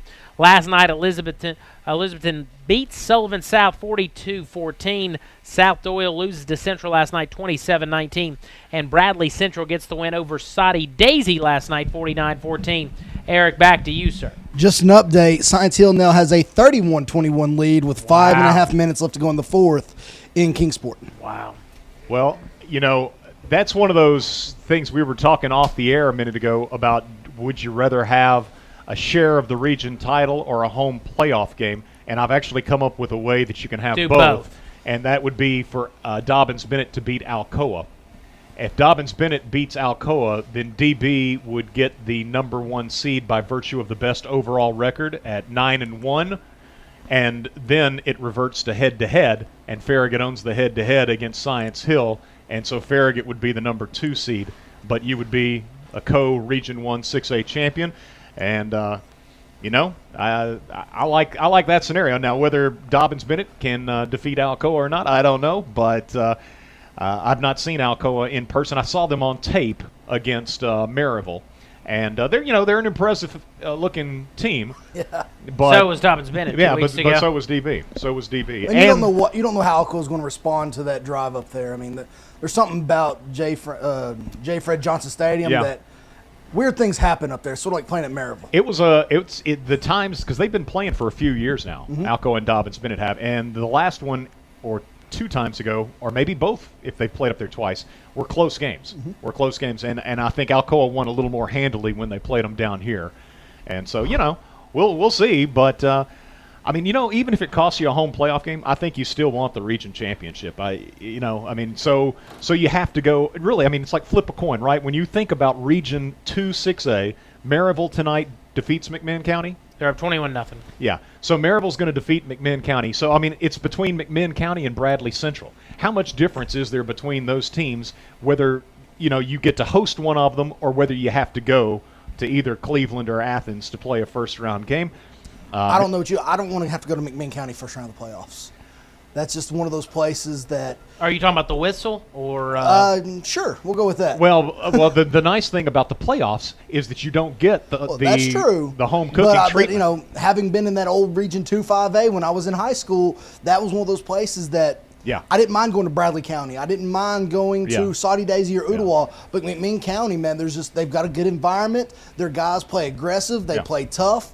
It's just a really, really good high school environment, and that's a game that if I want McMinn County, I want them coming to me. I want to be in charge of everything that happens in that game. Well, and that's still to be determined who would be the second and third seed That's there. what I'm Because doing next week, ain't it? that's the last. Well, that's the last. Well, I don't know. I don't know if we'll go that much into it next week, but it'll be easy to know who the number 2 and 3 seeds are because it's going to be it's going to be Bradley Central playing McMinn County in the regular season finale. They've yet to play, so it'll all sort itself out next week if that is in fact on the table for the Admirals to perhaps be in a 3-way tie for the region title. And, the Admirals have got a Jefferson County team that last year had absolutely nothing to play for. They knew they couldn't get into the playoffs. They had an open date just as they did this year in advance of playing Farragut. There's a lot of teams that would pack it in a situation like that. Nothing to play for. Jefferson County came out and gave the Admirals a scare. It was up and down the field. And the Patriots played their best game of the year, and I think Farragut's got to prepare, anticipating that that's going to be the case. Just like tonight, you couldn't take anything for granted. You want to put your best foot forward, keep that momentum rolling, so that as long as COVID doesn't get in the way, and you have playoffs as you normally would expect to have them, that you've got a full head of steam going into it. Well, there's nothing about Spencer Riley that says pack it in. No. So you don't expect that, no. No. Well, the Admirals win tonight 42-7. Hardin Valley, valiant throughout the second half. They kept battling, even talking a little trash, as you pointed out, Brett. Which is, that was a head scratcher, but anyhow, it's the Admirals with a little bit of payback for what was one of the worst debacles I can remember in all of my years covering Farragut football last year. And that was a team that even with all of Farragut's injuries, and they were numerous, right? Farragut was 3 touchdowns better than that team, and they lost by 4 touchdowns. I don't know if I have ever seen a game so far away from what it should have been, and the conditions certainly played a huge part in it. Yeah. But you got to deal with the conditions. That's football. We've gotten, it seems like in recent years, away from that. People are scheduling games on Thursdays and Saturdays to avoid rain. I understand if there's lightning in the area and you're going to have weather delays, but a little bit of rain. And it was more than a little bit of rain last year, let me tell you. Yeah, we all know. We all lived through it. I think I have a pair of shoes that still have not dried out from that game Well, last the year. monitor that Brandon provides for us, the controls on the side of that monitor do not work. And we're very fortunate that coming out of that whole situation, that was the only thing that I think had any lasting damage. And Brandon talks about going home and drying out his equipment. It was crazy. The amount of the dollar value of the equipment that was put at risk last year in that situation. You threw your stat sheet away at half. That you nearly cried. That was tough. Yeah, it was indeed. That doesn't happen often. Although that was a game that maybe you would have wanted to throw it away, rain anyway, or not. Yeah. Although, again, it would not have been that situation without the monsoon. But Farragut, as I was saying, just gets a little bit of payback for that. But more importantly, this year's team, just build on what you did last week with Bearden. Don't come in here and have a lax effort in the wake of the Bearden game, and they did not. Took control of this one early, scored on all 5 possessions in the first half, had the running clock to start the second half, and the Admirals win at 42-7. And so if we get any final scores on that Science Hill Dobbins Bennett, we'll update that as we go. But at this point, it's about time to put a wrap on our broadcast. And so our last order of business is to select our Denton Financial Group players of the game. You can't predict, but you can prepare. Let Clark Denton or any team member of Denton Financial show you how to plan for your retirement needs. Just Google Denton Financial Group to get started. So offensively tonight, guys, candidates. Matt White, as always, got the Admirals on the board first with a 54-yard touchdown reception, had 4 catches for 90 yards. Dawson Moore had another performance that we're kind of coming to expect from the young man, 11 of 13 for 219, 3 touchdowns, 1 interception.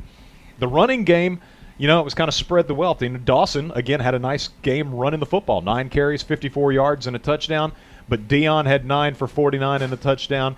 Sam Moses, 6 for 51. Schumann Shea, 11 for 48. So it was a group effort there. Nobody really jumps out at you. I sort of like that running back by committee because they all sort of do something different. I heard you mention that in the broadcast. Yeah. They're all different. But if you look at what their marks are at the end of the night, you take Dion, you take Moses, you take Schumann, you put their numbers together, that's a great night for running back. But you've got guys that, Dion went in on that 4th and 1 and led block while Dawson was able to run behind him, but Dion brings a little bit more power. Yeah. Schumann has some explosiveness, and Sam Moses just makes runs look easy. I can't explain it. Yeah. So they're putting together what would be a great night for a running back. So I think I like that approach because you can also run and go with the hot hand. Dawson Moore, though, he is right now playing at such a high level that as a junior quarterback in his first year starting, if we say that, man, this kid's averaging 219 yards on 11 of 13 with 54 yards rushing, and not to mention, he talked about those RPOs, putting those in this week, and I believe that was the play that Matt scored on that first touchdown. There was that zone read going to the right with the bubble coming out the backside. That's not a that's not an easy concept to master when you're also worried about English 3, American Lit, Algebra 2, COVID, and all this stuff, and he's still picking up on all this. I know that it seems like it's chalk talk, but you're only going to go as far as Dawson's willing to take you right now, and I think that young man's put this team on his back. Yeah, well, and we've been selecting him week after week, but I mean, it's again, it's because he's just the overwhelming, obvious choice. 219 yards passing, 54 yards rushing tonight, and again, I'm fine with Dawson Moore. Yeah, and a couple score updates.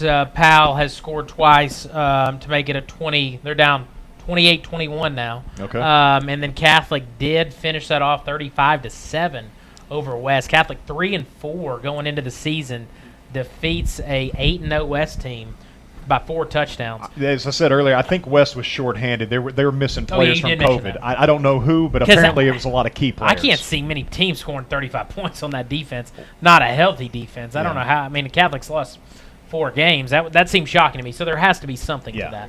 Yeah. But as far as Dawson Moore, I mean, if you look at that first week and those first 2 weeks, how much he's grown from week 1 and week 2 to week 9 is immense. And you never know what you're going to get with a new starting quarterback as a junior. We've seen it with so many of these guys through the years. But, like Tyler said, I mean, he's getting really comfortable with his zone read. He's thicker than you think as far as he's not a small guy. And he's been breaking a few tackles. And then his passing's been fantastic. I mean, and guys have stepped up. We've said all year, the tight end position hasn't given us a lot, but we need some guys to step up besides Matt White, and you've seen it. You saw it with Corum tonight. You get little young guy you interviewed tonight gets a touchdown. DeVault, sophomore. I mean, but you've had guys step up throughout the year. Little Collins has been, he hates it, I call him, Mason Collins, played fantastic as well defensively, one of the best interceptions you've seen. But you're getting that kind of production, and Farragut's at its best when they're balanced. And if you can get that, but Dawson Moore, leader of the ship, is continuing to roll. Well, balanced tonight, right? 219 yards passing and 213 yards rushing. That's what you want. Can't get much closer than that. 432 total yards. And Dawson, as was pointed out, in the DB game about what he accounted for of Farragut's total that night. Yeah. Tonight it's a substantial amount as well, as he had all the passing yardage and then throw in 54 yards rushing. Throws for 3 touchdowns, runs for 1. And even though it sounds a little bit like a broken record, we'll go with Dawson Moore as our offensive Denton Financial Group player of the game. And again, though, giving props to all of those others who, in a combined effort, did a nice job with the run game tonight, and the 3 different young men who caught touchdown passes: Matt White, Trace Corum, Hank DeVault. Dawson was also the beneficiary tonight of a nice, clean pocket. Yeah. That offensive line in front of him didn't allow much pressure. So I got to say that as a good quarterback, he recognizes that as well, and I'm sure that he will reward them in his own way. And I think going in, having a share of the region title is one of the best rewards you can get for him next week. Well, and when they did get some pressure on him, Dawson was outstanding in recognizing it quickly and moving out of harm's way. There were a couple of times where it looked like impending doom, and Dawson pulled a little bit of a Houdini and got out of the pocket. And that's part of the growth, right? Yeah. I mean, I talked to offensive coordinator Jeff Courtney after the first 2 or 3 weeks, and he said, a lot of our focus early on is, just because the pressure comes doesn't mean your eyes need to go down. Right. And that's just a young quarterback, and he talked about you stay balanced, relax, it's not over, keep your eyes downfield, and he's gotten so much better at that, as well as the zone read, so you got to love his improvement. Yes, absolutely. You just wonder what those first couple of weeks might have been had you had your regular preseason games, had you had 7-on-7, had you had spring practice, all of those things that a first-year starting quarterback would have benefited from. but he has really put it together, continued to grow as a quarterback throughout the course of this season. So again, Dawson Moore, our Denton Financial Group offensive player of the game. Defensively, guys, I mean, I point out how balanced the rushing attack was. You feel like the defense tonight was very balanced. You get 3 takeaways by 3 different guys in the secondary, Logan Foodie and Mason Collins and Griffin Mashburn, all with picks. And up front, you got guys that are making up for Joe Main not being in the lineup, and of course Trey Nesbitt. We send out our best to Trey. That it's heartbreaking to think about that kid, senior year, how hard he works, what an outstanding young man he is. Yeah. And for his senior year to be over, but I know everybody thinking a lot about Trey and trying to pick up their game and cover for the loss of an outstanding rush defensive end. And it can't be just one person. Although I thought, the guys that filled in tonight, Van Acker and Fontenot and Micah Johnson, among perhaps others. I know Doan had not been able to practice all week, so they didn't think that he was going to play unless it was going to be sort of mop-up duty. But those guys all seemed to step up, did a good job. I mean, Hardin Valley tonight had only 67 yards rushing, 41 at the half. And, they got some pressure on the quarterback. Dylan Cozy, unfortunately, maybe got a little dinged up tonight. Carter Nussbaum was out as well. We saw Brock Hodges, and Tyler talked to Brock Hodges. Great opportunity to talk to that senior. I don't know, guys. Just a few things that I'm throwing out there. The secondary with the picks, the pressure up front. Well, and I thought Walker played well, and he's really stepped up his game, as you mentioned, Eric, the last 3 weeks. But what I would probably give it to, you could give it to one of those DBs, but I would probably go secondary as a whole, because since you let's not say called them out, you said they had 2 interceptions on the season going into last week. They've gone from 2 to 7 rather quickly in the past 2 weeks. So I'm going to give it to the secondary as a whole, although you could give it to Collins because I thought he played well, not just on that incredible interception. And Foodie did too. Foodie broke up a couple of passes. Yeah. So you could. Yeah. So that's why I like to do the whole. What do you think, Tyler? And you include those safeties and outside Bandit and Admirals, man. They did a great job. That group of 5 right now has really come into their own. Yeah. They've done a great job. And if you think about this defensive line, this defense at the beginning of the year, you change that 4-man front. You've got Eli Purcell, who's just a tackling machine in the middle. If you had to say that there might have been a weakness or an unproven part, it would have been the secondary. And they have stood up, they've bowed their backs, and they've gotten really aggressive.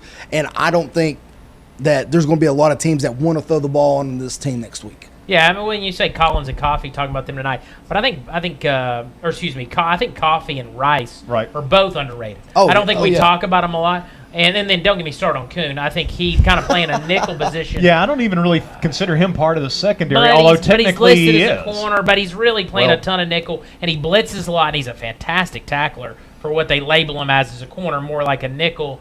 So really, you talk about the secondary as a whole. I'm really liking the way they're playing. Yeah, so we'll go with that.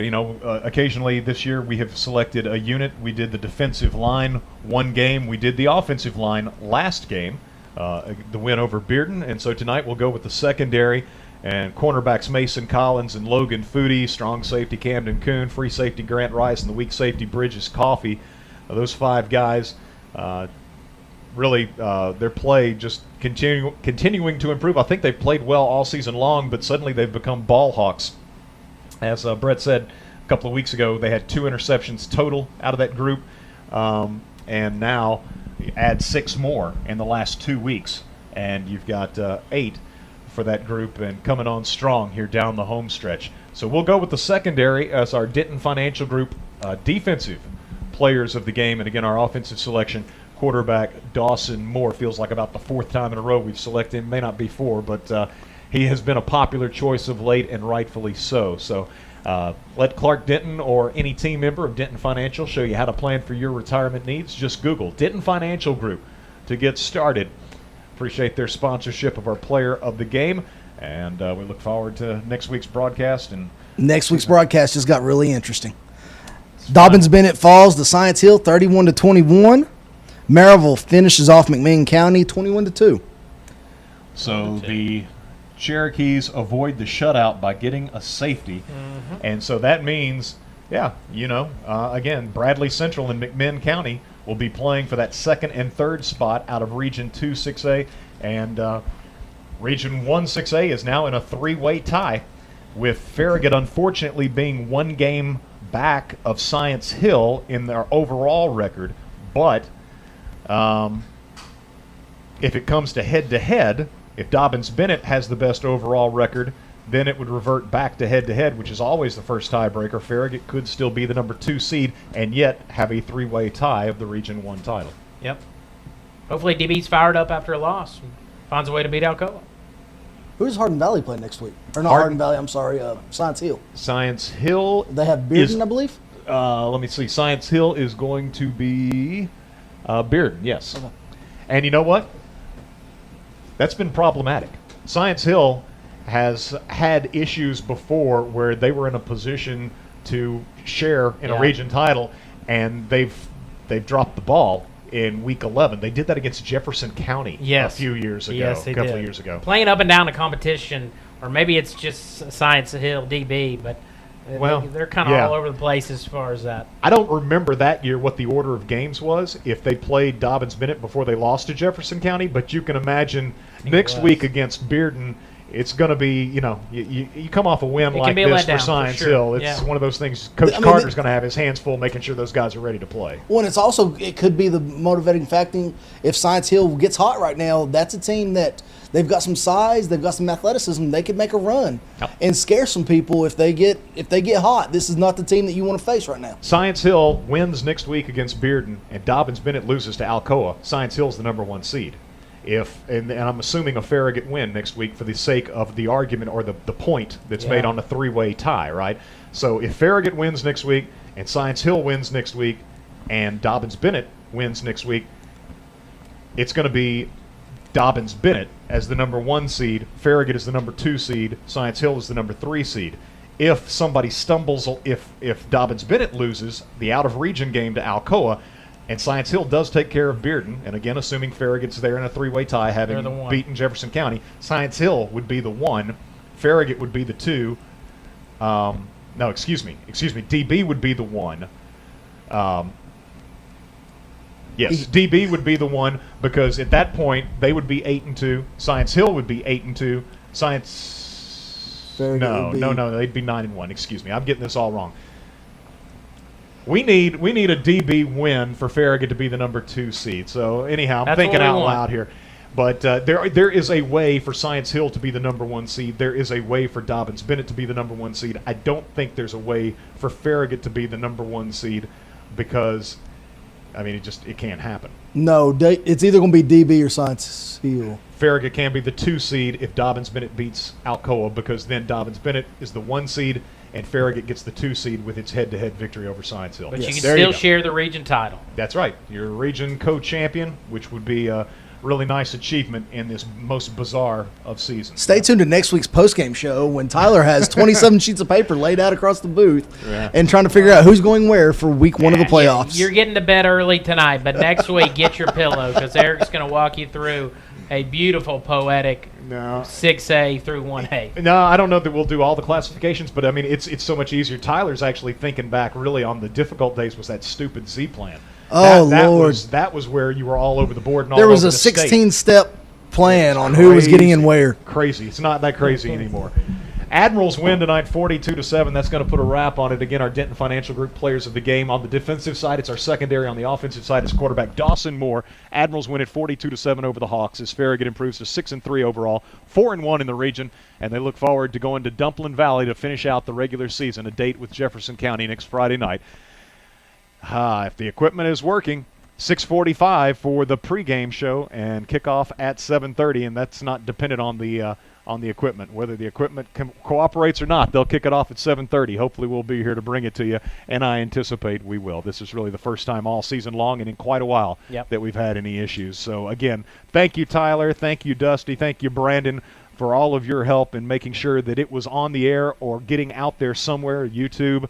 And on behalf of Andrew Burrows and Brett Clendenin, Tyler Carr, again, Dusty Street back at our WFIV studios, and Brandon Campbell behind the camera at FarragutFootball.com. I'm Eric Gerhardt. We collectively say thank you so much for listening. Wish you a good night, safe and enjoyable weekend. Go Vols.